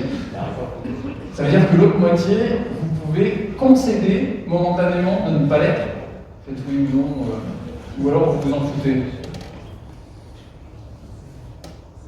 Il n'y a pas trop. J'enseigne en Master 2. J'ai enseigné pendant 10 ans en fait, en Master 2 à La Rochelle. En Master 2 spécialisé en responsabilité sociétale des organisations. Cette question-là, c'est la question qui mettait par terre 3/4 des étudiants à la sortie du master. C'est-à-dire de se dire à un moment ou à un autre, je peux aller dans un endroit où je ne suis pas en raccord avec mes valeurs. Je vais voir, finalement on ne fait pas ce qu'on fait. Vous avez le mot de greenwashing, vous avez plein plein de choses derrière, c'est super compliqué. Et c'est une question qui nous rattrape toutes et tous, à part qu'il faut la tolérance dont on parlait tout à l'heure. Et c'est une vraie question. Alors moi au début j'enseignais le développement durable. Nous sommes en 2009. À partir de 2014, j'ai enseigné le développement résilient. Parce que le développement durable c'était trop tard. Il fallait passer dans la résilience, en fait, donc qui est devenu la mode depuis. Et très concrètement derrière, c'est que la question de l'emploi, pour moi, si on peut avoir le luxe, au moins de se poser la question, et non, la nécessité de se poser la question de savoir quel métier correspond à ce que je veux faire. Après, est-ce qu'on peut répondre très concrètement en disant je veux faire ça, je le fais? C'est pas aussi simple que ça. Hein. Alimentairement, on a besoin parfois de faire autre chose. Voilà. Et pour moi, on a non seulement du collectif à faire ensemble, mais dans notre rapport au métier, dans la place qu'on prend, on peut avoir plusieurs activités. Et je pense que c'est important aujourd'hui. Parce que si on veut avoir que des choses totalement en accord avec l'environnement, avec la démocratie, etc., on va tous avoir du mal à trouver un boulot. Ça va être très compliqué. Mais à un moment, comment on fait changer les choses? Et j'encourage, c'est vraiment une vision et que je voulais vous partager, c'est aussi pour ça qu'on a abordé la question avec Elisa, sur le travail autrement, c'est d'avoir différentes activités, ce qui met à mal les entreprises, parce que parfois vous voulez 2 mi-temps, c'est pas simple. Par contre, j'encourage à avoir des activités que moi je qualifie de permacope. Voilà. Aujourd'hui, j'ai la chance de pouvoir être arrivé à un truc qui est que toutes les activités que je fais, donc j'ai dit que je faisais le dialogue des diversités, des techniques pour le débat, et mes activités de résilience alimentaire, l'une nourrit l'autre. En fait, toutes mes activités sont permaculture. La permaculture a un principe de base dans la nature, c'est que vous avez, on va dire, un terrain, et chacun des éléments que vous mettez sur le terrain doit avoir plusieurs fonctions, et chacune des fonctions qui vous permettent de faire vivre le terrain doit être faite par plusieurs éléments. C'est ce que j'essaie de faire dans mes activités professionnelles, et voire dans mes engagements personnels. Et aujourd'hui, j'encourage vraiment, quand on fait quelque chose, à essayer d'avoir au moins tout ça en tête et d'y répondre progressivement dans sa vie, mais de ne pas hésiter à créer son activité avec d'autres. Et c'est ce que je vois à plein d'endroits. Et du coup, l'optimisme sur lequel je te répondais tout à l'heure, c'est que pour le pratiquer moi dans ma vie de tous les jours, sur le CNRS, Mathieu m'a rejoint. Mathieu, il a 25 ans, il sort de Master 2, il fait le même métier que le mien, avec ses atouts à lui, et du coup il y a une histoire de mythe générationnel en plus qui peut se faire. Et je trouve qu'aujourd'hui, alors je vais te dire comme ça me paraît bizarre toujours à chaque fois que je le dis, mais moi à 50 ans, travailler systématiquement avec quelqu'un qui a la vingtaine, quelqu'un qui a la trentaine, quelqu'un qui a la quarantaine, et quelqu'un qui a la génération d'après, c'est le ticket gagnant.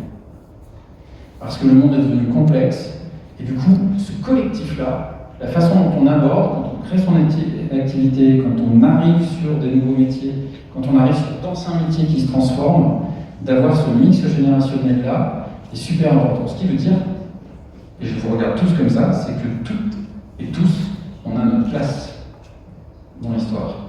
Et quand vous vous posez la question, et je l'ai vu avec mes étudiants, de dire ouais mais merde, ces métiers-là, on me dit toujours, voilà, cette expérience.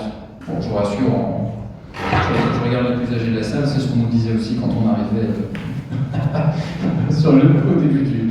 Voilà, sauf d'avoir une expertise hyper précise et sortir d'une école hyper précise et encore, pas assez d'expérience, passer ici, passer ça. Comment je trouve ma place, ouais. Et bien, la transition de société qui se fait aujourd'hui, c'est que dans les métiers qui sont en train de se passer, il faut que ça se passe. Et donc, quand vous faites un relais jeune, je regarde Sacha parce que c'est lui qui avait lancé l'histoire, mais quand vous circulez, c'est de rendre vraiment, fortement visible la possibilité que vous avez cette place-là à prendre. Quand des gens comme moi, et des gens qui travaillent sur les territoires pour créer leur activité, ils ont besoin. Alors ça nous demande de nous mettre d'accord sur comment on veut travailler ensemble, ça nous demande de se parler, et c'est ce qui est en train d'émerger. Et ça, pour te répondre, Pierre-Louis, j'en vois partout, quand j'ai été à Colibri et quand je travaille aujourd'hui. Je ne sais pas si ça vous parle, si vous avez des questions, des réactions par rapport à ça. Des curiosités, que vous avez un peu d'optimisme, ou alors vous êtes négatif puisque l'individualisme est plus grand que tout le reste pour vous. C'est comment? Parce que je vois des regards qui font ça, je vois des... À Amiens, par exemple, il y a une coopérative autogérée alimentaire. Super. Voilà. Et le peuplier, c'est un jeu de mots. mais c'est vrai, c'est une aventure collective magnifique, qui ne crée pas d'emploi direct, mais qui permet à des producteurs locaux d'être porteurs d'emplois supplémentaires, évidemment. Vous êtes coopératrice dedans ou... Oui, bien sûr. Ouais. Et vous n'avez pas créé 1 ou 2 emplois? Non, parce que pour l'instant, c'est pas l'objectif. D'accord. L'objectif, il est... on est aujourd'hui ce qu'on est, et demain, on ne sait pas. Hein, Combien de coopérateurs? 250 foyers. Génial. Mais l'idée, c'est d'essayer. Ouais.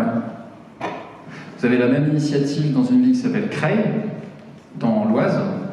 Ils ont 200 coopérateurs, coopératrices, et à un moment, ils ont réussi à créer un emploi pour justement gérer le truc. Et du coup, dans ces initiatives-là, vous avez des choses qui permettent d'avoir une activité, d'autres qui vont jusqu'à créer l'emploi, mais du coup, vous avez une grande variété, et c'est ça qui est génial. On est la seule qui n'avons pas l'emploi, qui n'avons pas de caisse enregistreuse en France, qui n'avons pas l'obligation. Okay, la difficulté, elle est que quand on est une coopérative, donc a priori un fonctionnement d'association, même si nous ne sommes pas membres d'association, enfin c'est au niveau philosophique, mais la difficulté, elle est que souvent, quand il y a un employé ou deux, où ils deviennent nos maîtres, où ils deviennent nos esclaves. Et nous, on n'est pas prêts pour ça. Pour ça, voilà. Je crois que c'est parce qu'on n'est pas prêts. Après, demain... C'est bien parce que c'est lucide, moi. Voilà. Oui. Qui parmi vous a un engagement?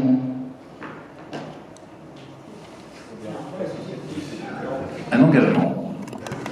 Qui a le sentiment d'avoir un engagement? Je ne précise pas volontairement. Ok. C'est la même chose que votre emploi. Laissez la main levée ceux qui ont... Alors ceux qui ne bossent pas encore, ouais, mais il y en a quand même quelques-uns. C'est différent, ouais. Quelqu'un veut témoigner de l'engagement et de l'emploi, du coup? Lequel? Ouais, vas-y. Dans le milieu paysan, du coup, de vouloir s'installer en collectif, peut-être à l'avenir, et de réfléchir du coup les manières dont on fait collectif, quels outils, quel mode de gouvernance partagée, comment soigner les relations pour qu'on soit bien physiquement et neurologiquement, et ça c'est important dans toutes les formes de collectifs qu'on est amené à créer, je pense, dans tous les secteurs. Et donc oui, je pense que je me sens engagé, et par rapport à ce que disait Cyril, il y a pas mal d'initiatives, mais on manque de partage de tout ça. Partage expérientiel? Pardon? De partage d'expérience? Oui, et de partage des initiatives. C'est pour ça que le réseau Racines de Résilience, je trouve que c'est intéressant. Le réseau Racines de Résilience, c'est l'affiche qui est là juste derrière, qui dans tous les domaines, ils ont 4 grands thèmes: s'interposer, régénérer, construire. Et ils vont développer tout, et vous avez toutes les structures qui ont fait des choses, en tout cas un certain nombre de structures qui ont été recensées, qui ont fait des choses, et qui peuvent partager ce qu'on appelle des biens communs. Et quand, par exemple, je pilotais l'ONG Colibri, vous avez quelque chose qui s'est depuis externalisé, mais qui s'appelait Réseau des Oasis, qui mettait en bien commun le fait d'avoir plein de méthodes et de partage d'expériences dans tous les lieux qui sont sortis. Et notamment, vous avez aussi plein de guides qui permettent, en termes d'installation, de partager à la fois ce qu'il faut faire, et puis surtout les grands pièges à éviter, parce que c'est bien de partir dans c'est trop bien le collectif, on y va, et puis quelques mois plus tard, vous vous rendez compte qu'il y a un point essentiel sur lequel vous n'êtes absolument pas d'accord, et parfois c'est une broutille, puis cette broutille est finalement pas une broutille, et ça fait à choper, donc c'est vachement intéressant effectivement d'avoir ces échanges-là. Ouais. Ferme d'avenir fait ça aussi avec Bluebees, ce genre de choses. C'est le livre, le manifeste de l'atelier paysan, manifeste pour une autonomie paysanne et alimentaire, qui essaye de... Et une des pistes, c'est on a besoin d'éducation populaire liée. Si tous les paysans avaient une stratégie ou une envie d'éducation populaire, ça ferait une voie qui porterait un mouvement de grande ampleur. Merci, mes témoignages. Est-ce que tu peux expliquer brièvement le mot résilience? Le mot résilience. Alors, à la base, la résilience, c'est la capacité que nous avons à passer au-dessus d'un choc. C'est ça la base de la résilience. La résilience, ça peut être un choc émotionnel, un traumatisme, et le fait que derrière, vous continuez à avancer. Je vais dire comme ça. Le mot résilience, il est venu de plus en plus dans le vocable. Il a même été utilisé par le président de la République au moment du Covid. C'est-à-dire que vous avez le choc qui était le Covid, c'est comment on fait pour avancer derrière. On parle de résilience, par exemple, moi avec les chercheurs de l'INRA et du CNRS, c'est la résilience des écosystèmes, on va dire ça comme ça, leur capacité à encaisser ce que l'humain est en train de perturber. La résilience d'un récif corallien, aujourd'hui, elle n'est pas très très grande en fait.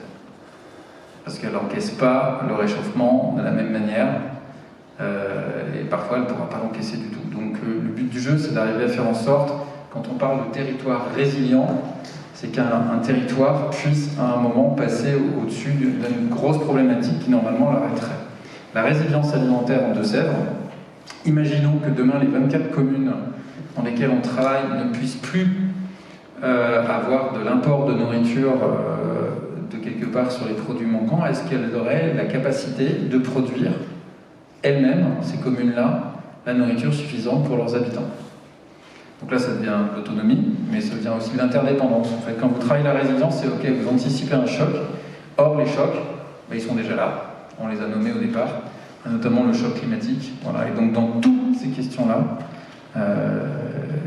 j'aurais bien demandé à Céleste, du coup, comment ils anticipent dans leur réseau Action Climat, parce que dans toutes ces questions-là, il va y avoir des métiers, en fait, des nouveaux métiers, qui peuvent être tout simplement, alors je vais même employer le mot, et à un moment ou à un autre, il va falloir qu'il y ait des métiers qui dépolluent. Il va falloir transformer, il va falloir des métiers qui accompagnent les changements climatiques. C'est quand vous l'abordez comment dans le RAC? Vous l'abordez? Vous avez des réunions là-dessus? Comme je disais tout à l'heure, la question de l'emploi elle est nouvelle pour le réseau. Donc pour l'instant, c'est vrai que c'est des réflexions qui sont en train de se structurer.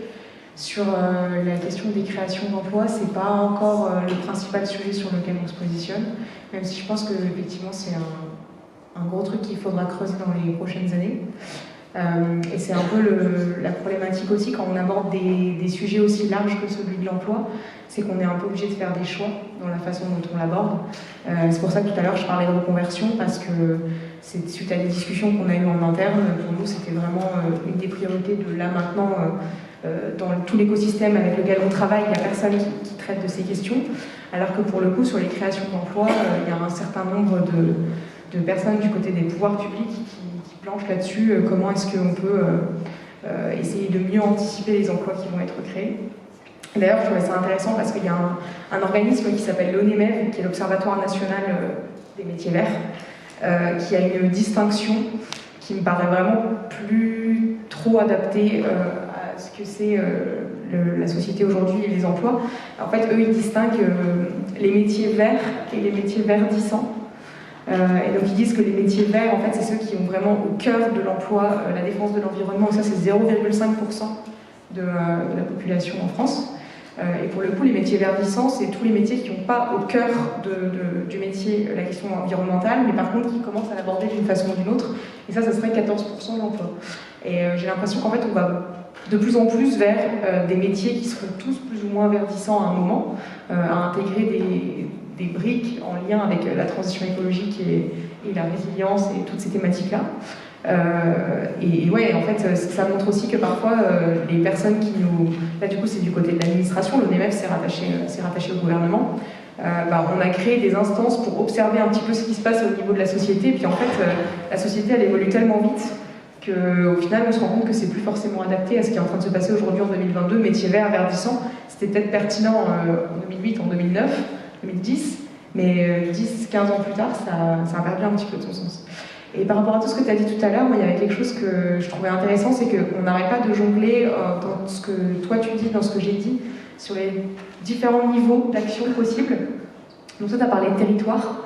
Moi, j'ai eu l'occasion d'échanger avec cette initiative qui s'appelle Territoire Zéro Chômeur Longue Durée. Donc c'est une initiative qui est pour le coup vraiment très ancrée dans les territoires, où il y a des entreprises à but d'emploi qui se créent. Le but, c'est de sortir les personnes du chômage longue durée, mais en écoutant le besoin du territoire d'abord. Donc ils créent des comités locaux pour l'emploi, où ils rassemblent des gens, ils leur disent c'est quoi le besoin que vous avez, parce que la condition de ce projet, c'est de créer des emplois qui ne soient pas concurrentiels.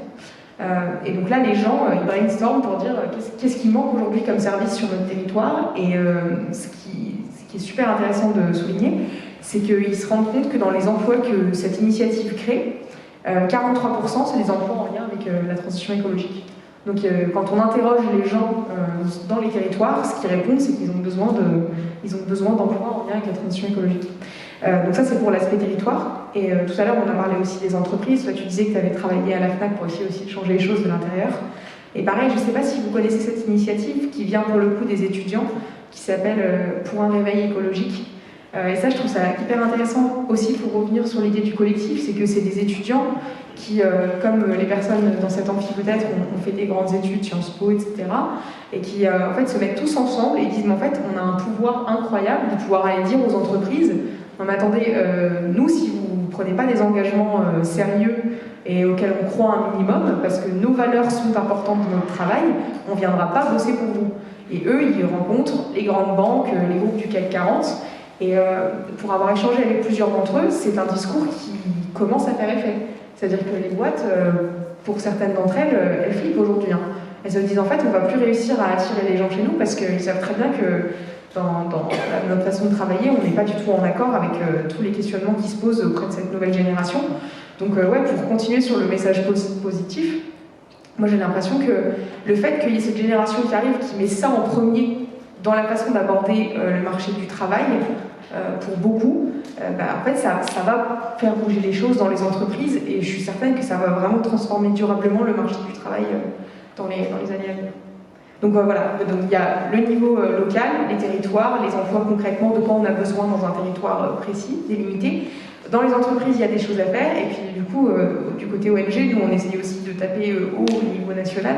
C'est parfois en fait le plus frustrant, parce que quand on parle sur du niveau législatif, avec des ministères, avec des administrations, on a l'impression que tout met très longtemps à se mettre en place. Il faut des réunions et des réunions, en plus maintenant c'est par Zoom, pour essayer de les convaincre que ce qu'on dit ça a un sens et qu'il faut le mettre en place rapidement. Donc c'est important en fait de réussir à dézoomer et se dire ok, il n'y a pas que ce niveau-là d'action, il y a tous les autres entre-temps, et chacun en fait, au niveau qui lui correspond le plus, peut faire bouger les choses. Je vais rebondir là-dessus, sur un truc. Il n'y a pas une place qui est mieux qu'une autre. J'ai souvent entendu, notamment quand je pilotais l'ONG, ouais, c'est trop bien les ONG. C'est trop classe en fait. C'est trop, ça correspond trop à mes valeurs. Vous savez, là où il y a le plus de burn-out, c'est dans les ONG. C'est là où c'est le moins encadré. Dans les entreprises, il y en a aussi, dans les ONG, ça... Parce qu'en plus, dans les ONG, on peut avoir tendance à s'oublier. C'est pour la cause. Ouais. Le nombre de bénévoles à récupérer parce qu'ils ne comptaient pas leurs heures, parce qu'à un moment ou à un autre, le collectif prenait le dessus, etc. Ouais, non. Il y a besoin d'un équilibre. Voilà. Donc les ONG, c'est génial, mais c'est pas la panacée. C'est vraiment un truc important. Les grandes entreprises, c'est pas non plus à montrer du doigt et dire « Ah, c'est pas pour moi » quand on est dans l'environnement, etc. Non, c'est du greenwashing. Non, c'est pas aussi simple que ça non plus. Donc c'est pas à montrer du doigt, à condamner, etc. Il y a des choses géniales à faire, y compris dans les grandes multinationales. Surtout si on veut les changer, parce que sinon on va rien avoir. Je dis pas que c'est plus facile par contre, mais je sais pas si parfois il y a des trucs dans les ONG qui sont parfois plus difficiles que dans des grandes entreprises, et l'inversement est également vrai. Donc il n'y a pas de vérité, c'est pas blanc ou noir. Est-ce que c'est mieux dans les TPE, dans les PME? Quand vous êtes dans une TPE, c'est mon cas, des fois vous ramez sec. Vous avez une grande marge de manœuvre, j'ai une liberté totale, je me suis refait un métier parce que je me suis réapproprié mon temps de travail, je me couche tous les soirs utile et serein. Merci ma femme. parce que c'est aussi une histoire de couple, et je le dis vraiment, c'est une histoire de collectif. Voilà, sans ma femme, je le dis à chaque fois je prends la parole nulle part, partout, et nulle part. Et très concrètement dans l'histoire, c'est parce qu'à un moment ou à un autre, on fait des choses à deux, qu'on partage une vision, que du coup, moi, il y a plein de choses que je peux faire et que je pourrais pas faire autrement. Tout simplement, parce qu'on a un équilibre économique. Juste se le dire comme ça. Hein. Et ça permet de... Donc j'ai une liberté grâce à ça. Donc on travaille finalement ensemble, alors qu'on n'est pas du tout dans le même emploi. Pour moi, elle dirait les choses comme elles sont. Voilà, donc la TPE, c'est génial, il y a plein de libertés, mais c'est pas simple tous les jours, parce qu'économiquement, vous ne rentrez pas l'argent de la même manière. Donc là, pareil, il n'y a pas de vérité. Donc juste une chose qui est super importante, c'est que chacune et chacun d'entre nous, chacune et chacun d'entre vous, a sa place à un moment donné qui peut changer 10 ans plus tard. Par contre, c'est celle que vous avez envie d'identifier. Donc il faut se poser cette question-là et après il faut agir pour pouvoir le faire. Et je reviens en termes de pouvoir d'agir, ce que vous faites avec le relais jeune, ce que vous faites finalement, vous prenez la parole pour dire à un moment ou à un autre, il faut y aller, quoi. Et je suis complètement d'accord avec ça, c'est pour ça que je suis là d'ailleurs. Et il faut vraiment y aller. Et dans le métier, dans vos métiers, allez-y, testez, regardez, essayez, changez. Et quand vous ne pouvez pas parce que vous avez alimentairement besoin de faire un truc, faites une pause, mais dites-vous juste que c'est une pause pour retester, réessayer, rechanger derrière. Sur les multinationales, est-ce que vous avez un exemple en tête de multinationale en transition c'est un acte vers la transition? Un exemple en tête de multinationale. C'est plus nuancé que ça justement dans les multinationales et qu'il y a aussi des échanges en interne. Parce que moi, je n'en connais pas personnellement et du coup, ça crée ce pessimisme-là et cette espèce de vision familiale, de tout noir, tout blanc. Donc, nuancer ça, est-ce qu'il y a un concret de choses qui va dans ce sens-là? T'en avais un l'autre jour sur Total? On en parlait. Total, pas le meilleur exemple. Pas le meilleur exemple. En fait, vas-y. Moi, j'en ai rien sur le Si je ne me trompe pas, je crois que c'est l'entreprise Renault qui a ouvert des garages solidaires pour... je ne saurais plus expliquer en détail comment ça fonctionne, mais l'idée c'est de permettre à des personnes assez précaires de quand même se déplacer et de pouvoir acheter ou louer des voitures pour faciliter leur déplacement.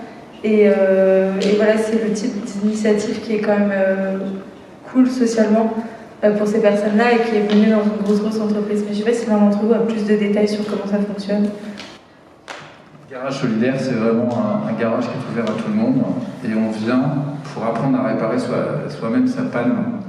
Voilà. Et vous avez des entreprises aujourd'hui, effectivement, dans l'automobile qui en ouvrent. Alors, pour répondre à ta question... Ouais, j'ai pas d'exemple de multinationale qui est complètement basculée pour changer de modèle. À un moment, on parlait beaucoup d'économie circulaire avec Michelin, qui a voulu changer et d'éco-fonctionnalité en fait. Derrière, il y a toujours cette ambition quand même de garantir le modèle économique en lien avec les actionnaires. Juste pas se leurrer, ça marche pas autrement. Donc j'ai pas de changement de bascule par rapport aux actionnaires. Ce que je vois par contre, c'est qu'il y en a plein qui ont été obligés de faire évoluer leur modèle économique parce que la pression, elle se fait parce que Céleste a dit, c'est que quand vous arrivez dans un emploi aujourd'hui, ce qui n'était pas mon cas en 1990, il y a une très grande volatilité.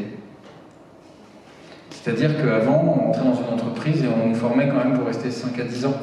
Même si il y a 20 ans, on restait pour toute sa vie, c'est plus du tout le cas. Là, aujourd'hui, c'est 1 an et après, c'est peut-être au revoir. Donc, il y a une grande attention qui est en train d'être posée par les grosses entreprises parce qu'elles n'arrivent plus à stabiliser ça. Ma femme est directrice des ressources humaines, alors pas dans une association, donc c'est pas le même truc, mais c'est un univers que je connais un peu. Et il y a une problématique de recrutement à ce niveau-là pour justement arriver à fidéliser, à garder les personnes parce que leurs valeurs sont importantes. Donc, il y a des changements en cours qui sont vraiment très forts.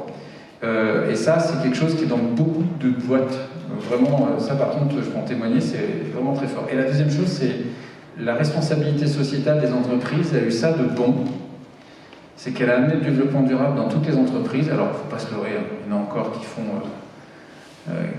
il y en a beaucoup même quelque part, qui font du greenwashing. On va être très clair, c'est-à-dire qu'elles travaillent la question, elles mesurent les flux, elles essayent d'améliorer les flux y compris pour des raisons que tu avançais l'économie tout à l'heure. Mais j'ai envie de vous dire, on s'en fout, au moins ça fait avancer Schmilblick, au moins être très clair. Et du coup, il y en a qui se sont pris au jeu. Alors, il y a des entreprises aujourd'hui à mission qui sortent, je ne sais pas si tu en as entendu parler. Il y a un moment, il y a eu un grand... Emmanuel Faber, chez Danone, a eu un souci avec ça. Il y a des entreprises qui essayent d'avancer, mais qui ont définitivement basculé pour dire on change et on devient une vraie entreprise à mission. On est en plein dedans. Si tu reposes la question dans 3 ans, j'espère qu'on aura des exemples super précis, parce que là, moi, j'en ai pas. Celsius Énergie, c'est en fait une filière de Schlumberger, qui est Schlumberger dans les puits de pétrole, dans les forages. Et en fait, le ils se servent de leur forage pour faire des pompes à chaleur et amener donc, le froid et le chaud de la géothermie. Celsius Énergie, c'est français. Ce qui est intéressant, c'est que ces entreprises aujourd'hui sont obligées de travailler avec ce qu'on appelle des parties prenantes et de les prendre en compte, et qu'elles sont regardées de manière très précise là-dessus, notamment quand il y a des investisseurs. Donc ça fait bien avancer la façon dont elles le font. Maintenant, qu'elles aient complètement basculé, parce que c'est la question, je ne suis pas sûr. À ce stade-là, c'est hyper compliqué. Voilà. Des PME, des TPE, c'est plus simple parce qu'il y a moins de monde, moins d'emplois derrière. Il y avait une autre question. Je vois que vous avez fait référence, donc je ne sais pas si c'est forcément dans un autre aussi gros débat, mais j'ai l'impression qu'on a quelqu'un qui a un sujet qui pour moi est super important sur le problème d'emploi et de grande transition. C'est l'intelligence artificielle et comment est-ce que les intelligences artificielles, les numérisations, les robotisations du travail vont venir chambouler aussi l'emploi. J'ai l'impression qu'on parle, enfin moi je me reconnais dans tout ce qu'on dit quand on parle de transition écologique, mais je pense que beaucoup d'industriels ou autres parlent plutôt d'une transition vers de l'intelligence artificielle. Harari, dans son dernier bouquin, il parle justement aussi de cette angoisse qui est toute une part de la population qui va devenir inutile, où mon travail sera remplacé complètement par des algorithmes. Est-ce que c'est quelque chose que vous étudiez aussi au RAC? Est-ce que c'est des problématiques sur lesquelles vous vous penchez?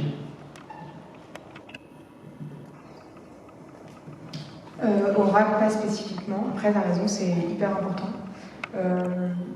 Peut-être que du coup, je vais l'inscrire dans mon programme de travail pour 2023. Parce que c'est sûr que c'est... il y a le côté, effectivement, la technologie va remplacer l'humain. Moi, personnellement, j'y crois pas. En tout cas, pas dans cet extrême-là. Après, ouais, c'est vrai qu'en termes de réponse sur l'impact sur l'emploi, on l'a déjà vu, que la digitalisation ces dernières années. Après, ce qui est intéressant de voir, c'est que la numérisation dans les entreprises, elle s'est imposée d'une certaine façon. Ça ne se passe pas du tout pareil avec la transition écologique. On disait tout à l'heure, la transition écologique, elle a du mal à se matérialiser et les entreprises à se rendre compte qu'il y a quelque chose à saisir parce que c'est pas vraiment palpable. Et en fait, on est passé d'un monde pas numérisé à un monde numérisé en l'espace de 20 ans. Ça a conquis tous les aspects de notre vie. Pour moi, c'est aussi en lien avec toutes les questions de télétravail, tu vois. Aujourd'hui, moi, je n'avais pas du tout envisagé ça dans mon boulot, mais c'est pratiquement que des trucs à distance. On n'est que sur des réunions Zoom, et la qualité du lien qui se fait, des échanges, quand on est sur des sujets aussi importants, c'est clair que c'est pas du tout la même. Et je pense qu'on n'a pas encore assez de recul, en fait, par rapport à tout ça, parce que ça s'est passé de façon très rapprochée depuis 2 ans. Par contre, après, j'avoue, l'impact de la digitalisation sur les emplois futurs, c'est pas quelque chose qui me creuse pour l'instant. Je sais pas si toi aussi tu veux... Ouais. J'ai une question. Tout à l'heure, vous avez parlé une fois de capitalisme. Et pour moi, c'est très important. Parce que ça rejoint en fait toutes les questions qu'on a aujourd'hui évoquées. Parce que si les gens ne vont pas acheter dans les coopératives, etc., c'est parce qu'ils n'ont pas les moyens. Parce qu'on préfère donner des dividendes plutôt que des salaires. Aussi, on n'investit pas dans la transition écologique parce qu'on préfère donner des dividendes plutôt que des salaires. Et sur les grandes entreprises qui peuvent changer. Personnellement, j'y crois pas. Parce que sur l'exemple d'Emmanuel Faber, il a voulu changer la grande entreprise qui est Danone, il s'est fait virer par 2 actionnaires minoritaires. Donc est-ce que votre nouveau modèle, ça va être un modèle ancré dans le capitalisme financier ou pas? Parce que sans révolution économique, on n'aura jamais de révolution écologique. Voilà, c'est ma question. es là pendant 2 jours.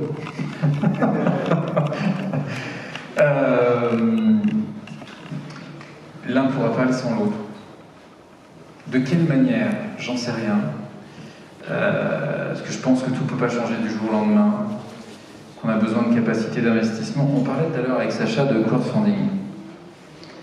Ça date. Et c'est ce qu'ils ont besoin pour terminer le relais jeune. Aujourd'hui, vous avez plein de gens qui donnent à travers des plateformes de crowdfunding. Ça change, mine de rien, le rapport à l'investissement. Et je trouve que c'est en train de monter en puissance. Vous avez plein de projets. Vous avez pour reprendre, quand des paysans s'installent, qui ne peuvent pas financer leur serre, vous vous retrouvez avec des particuliers qui financent votre serre parce qu'il y a 25 000 € et ça fonctionne quand même souvent en fait. J'ai un ami qui a fait évoluer sa production et qui était obligé de la diversifier et il a dû installer je ne sais plus combien de milliers de plantes de thym. Et ils avaient besoin de 15 000 € et il a lancé un crowdfunding, il a eu ses 12 000 €, pas les 15 000. Mais il y a eu une autre forme d'investissement. Donc une autre forme d'investissement solidaire qui pour moi monte en puissance. Pour moi c'est le début de quelque chose qui va bouger à un moment. Et dans le modèle, dans le mien par exemple, la société coopérative dans laquelle je suis, attention c'est absolument pas représentatif, mais on est quand même plein à faire maintenant. On est payé pareil. 10 ans d'écart, payé pareil. C'est-à-dire qu'on est basé sur la même rémunération. Ça a ses avantages et ses inconvénients. On est même solidaire sur la façon dont on se rémunère. Même à un moment, on n'a pas pu se rémunérer à deux, on a fait le choix de qui était rémunéré l'un par rapport à l'autre, par rapport à ce qui était rentré. Donc on aborde des questions complètement différentes. Moi, je fais partie de l'économie sociale et solidaire.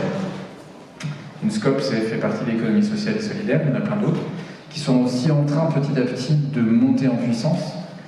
Et il y a plein de nouveaux modèles qui émergent.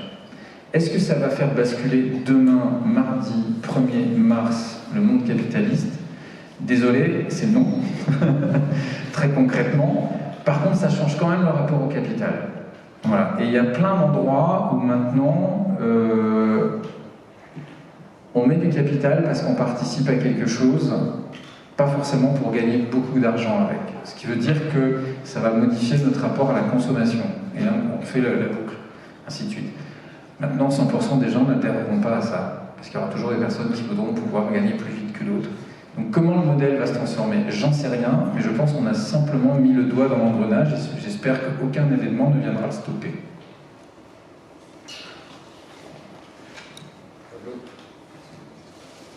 Une dernière question? Avant-dernière. Oui, pour dire qu'il est 45 déjà. Demain, il y a une autre conférence à l'Essier avec Renaillon et puis voilà, presque du climat. La marche du climat, donc samedi 12 mars, départ de la MACU. Vous pouvez récupérer le papier pour avoir les infos. Et la fête du climat jeudi 24 mars à la Citadelle. D'accord, merci beaucoup. Et la dernière?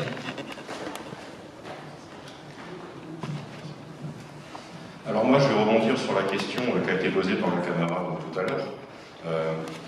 Donc, par rapport à l'abolition du capitalisme, à une révolution économique, on pourrait éventuellement penser que c'est une perspective trop lointaine et trop incertaine et qu'on doit agir d'ici là, très bien. Il y a peut-être un maillon intermédiaire que je peux suggérer avant la révolution économique, ça serait une révolution financière. Et comme vous parliez du financement, dans quelle mesure également on peut se passer d'une transformation radicale du paysage financier, donc notamment se réapproprier de façon souveraine les modes de création, les modes de gestion de la création économique, également changer les systèmes de comptabilité pour y introduire des objectifs écologiques, faire en sorte que les financiers aient plus d'incitatifs à financer des actifs verts entre guillemets que des actifs fossiles.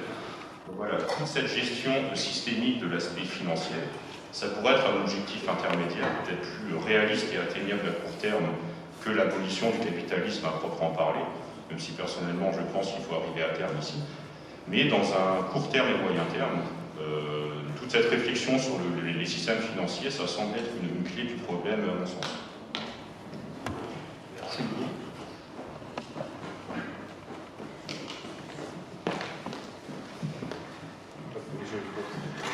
À titre personnel, je suis d'accord. Et je suis aussi clair, moi, sur l'observation du fait que ça a déjà commencé aussi.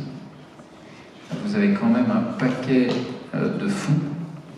Enfin, on peut penser ce qu'on veut des fonds, bien évidemment, mais qui sortent du pétrole. Il y a des intérêts, ils le font parce qu'il y a des intérêts derrière. Mais ça veut dire qu'on est arrivé à des moments de bascule où il y a des choses qu'on finance plus. Je trouve ça intéressant, même si c'est pas suffisant, etc. Et je me dis que l'étape d'après, je suis assez favorable à ça, c'est de taxer les transactions financières. C'est-à-dire qu'on arrête de... Le but du jeu n'est pas de les arrêter, finalement, quelque part. C'est juste de les taxer. Et si on taxait ces transactions financières là où on crée finalement de la valeur qui parfois est totalement fictive, pour la remettre dans des actions concrètes et le réinvestir tout de suite, là on est sur une étape intermédiaire. Donc là je suis complètement d'accord avec ça. Ça veut simplement dire, et je reboucle sur ce que je disais tout à l'heure, ça commence par nous. Regardons où est-ce qu'on met notre argent. Voilà, c'est la première chose. Et soyons de plus en plus nombreux et nombreuses à faire ça pour qu'à un moment ou à un autre, dans nos entreprises et dans ceux qui jouent avec ça, ça permette de changer le système. Mais il y aura des étapes intermédiaires et voilà, taxer les transactions financières, c'est un sujet qui revient un peu en arlésienne. Ouais, j'ai bon espoir qu'on y arrive à un moment. En tout cas, il y a des choses qui commencent à apparaître, quoi. Donc on va juste donner la parole à Elisa pour conclure cette conférence qui va nous parler un peu du manifeste qu'on va ensuite lire. Et juste pour ajouter qu'on va parler aussi de finances et de fiscalité à Reims. Donc pour avoir une réponse plus approfondie sur ta question, je t'invite à venir à Reims dans quelques jours.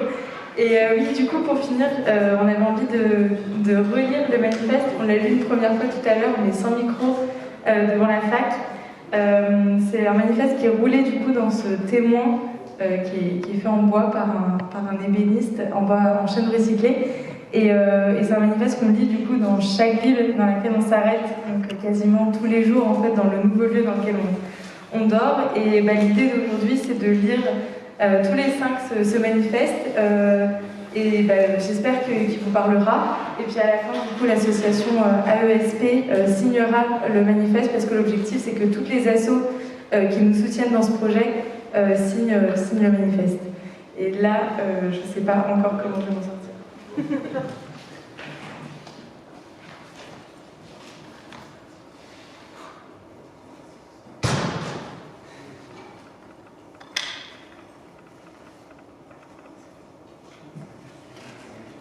Nous prenons le relais. Nous les jeunes, nous prenons le relais, parce que l'humanité est engagée dans une effrayante course contre la montre dans laquelle nous avons déjà pris trop de retard. Parce que notre modèle de société est à bout de souffle et que nous tardons à esquisser les contours d'un monde nouveau. Nous prenons le relais parce que depuis des décennies déjà, scientifiques, activistes et philosophes s'époumonnent à nous mettre en garde. La façon dont nous habitons la planète n'est pas durable et nous commençons tout juste à comprendre qu'elle n'est même pas souhaitable. Depuis un demi-siècle, la biodiversité s'effondre, nos forêts brûlent, nos océans se vident de poissons pour se remplir de plastique et nos glaciers fondent à mesure que les inégalités se creusent.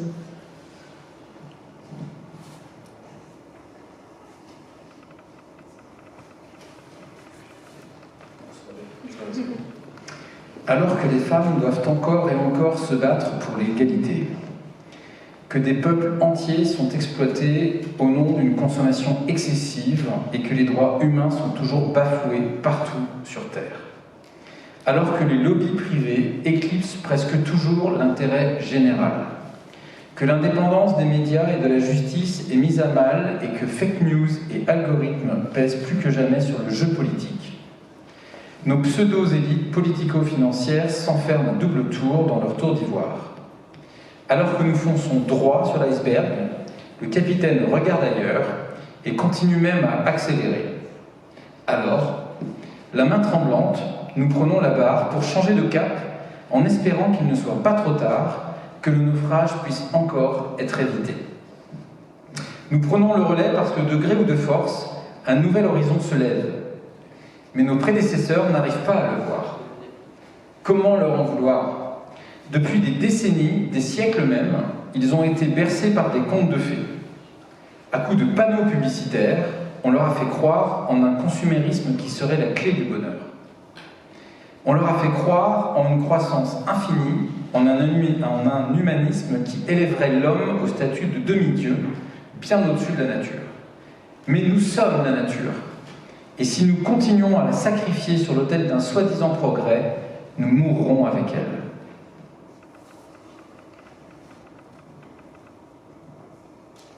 Nous prenons le relais parce que les mythes d'hier se délient et qu'il reste tout à faire pour que le monde ne se défasse. Partout dans le monde se lève une armée de jeunes prêts à écrire une nouvelle page de notre récit collectif. Un nouveau chapitre qui sera celui d'une sobriété heureuse, d'une modestie retrouvée, d'une solidarité renouvelée et de la reconnexion au vivant. Nous avons déjà commencé, en troquant les grosses bagnoles pour nos vélos, en remplaçant les avocats venus du bout du monde par les légumes du coin, en apprenant à bricoler plutôt qu'à jeter, à recoudre plutôt qu'à acheter, en boycottant les multinationales qui font leur pain sur la misère des autres, en libérant la parole des femmes, des minorités, en apprenant des cultures jadis colonisées, en remettant du sens au cœur de nos vies. Nous avons vu que tous nos gestes du quotidien pouvaient être un acte de résistance et une source de joie.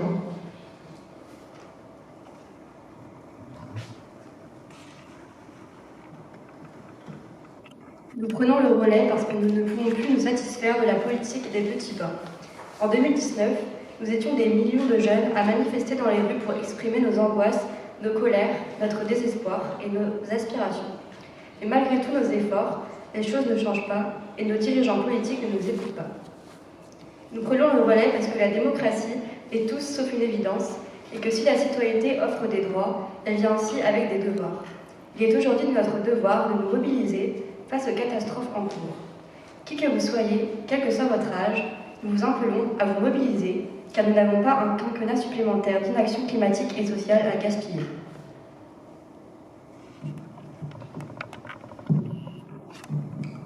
Nous prenons le relais parce que nous pouvons et nous devons faire de la politique à notre échelle. Parce que même si ça en fait partie, être citoyen ne se résume pas à voter une fois tous les 5 ans. À nous de nous organiser et de faire vivre un débat national de fond, loin des politiciens aux agendas court-termistes. À nous de faire comprendre que oui, la fin du monde et fin du mois, même combat. À nous de rejoindre les milliers d'alternatives qui existent déjà et d'en créer des milliers d'autres. Partout en France, de jeunes militants activistes et bénévoles se passent le témoin et prennent le relais pour donner du sens à notre vie, pour tisser du lien, pour faire autrement, pour esquisser les contours d'un monde respectueux du vivant et notre monde. Nous sommes prêts et nous prenons la relève. Et nous prenons aussi la relève, enfin nous espérons. Merci à vous.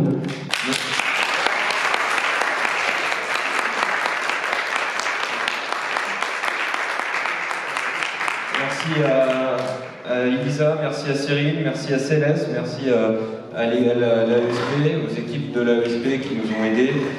Merci à Jocelyn, à Chadi, à Marie qui nous ont aidés. Merci à Elisa qui nous a fait vivre cette belle conférence. Merci à vous d'être venus, merci à vous d'avoir posé des questions. Et puis voilà. Merci.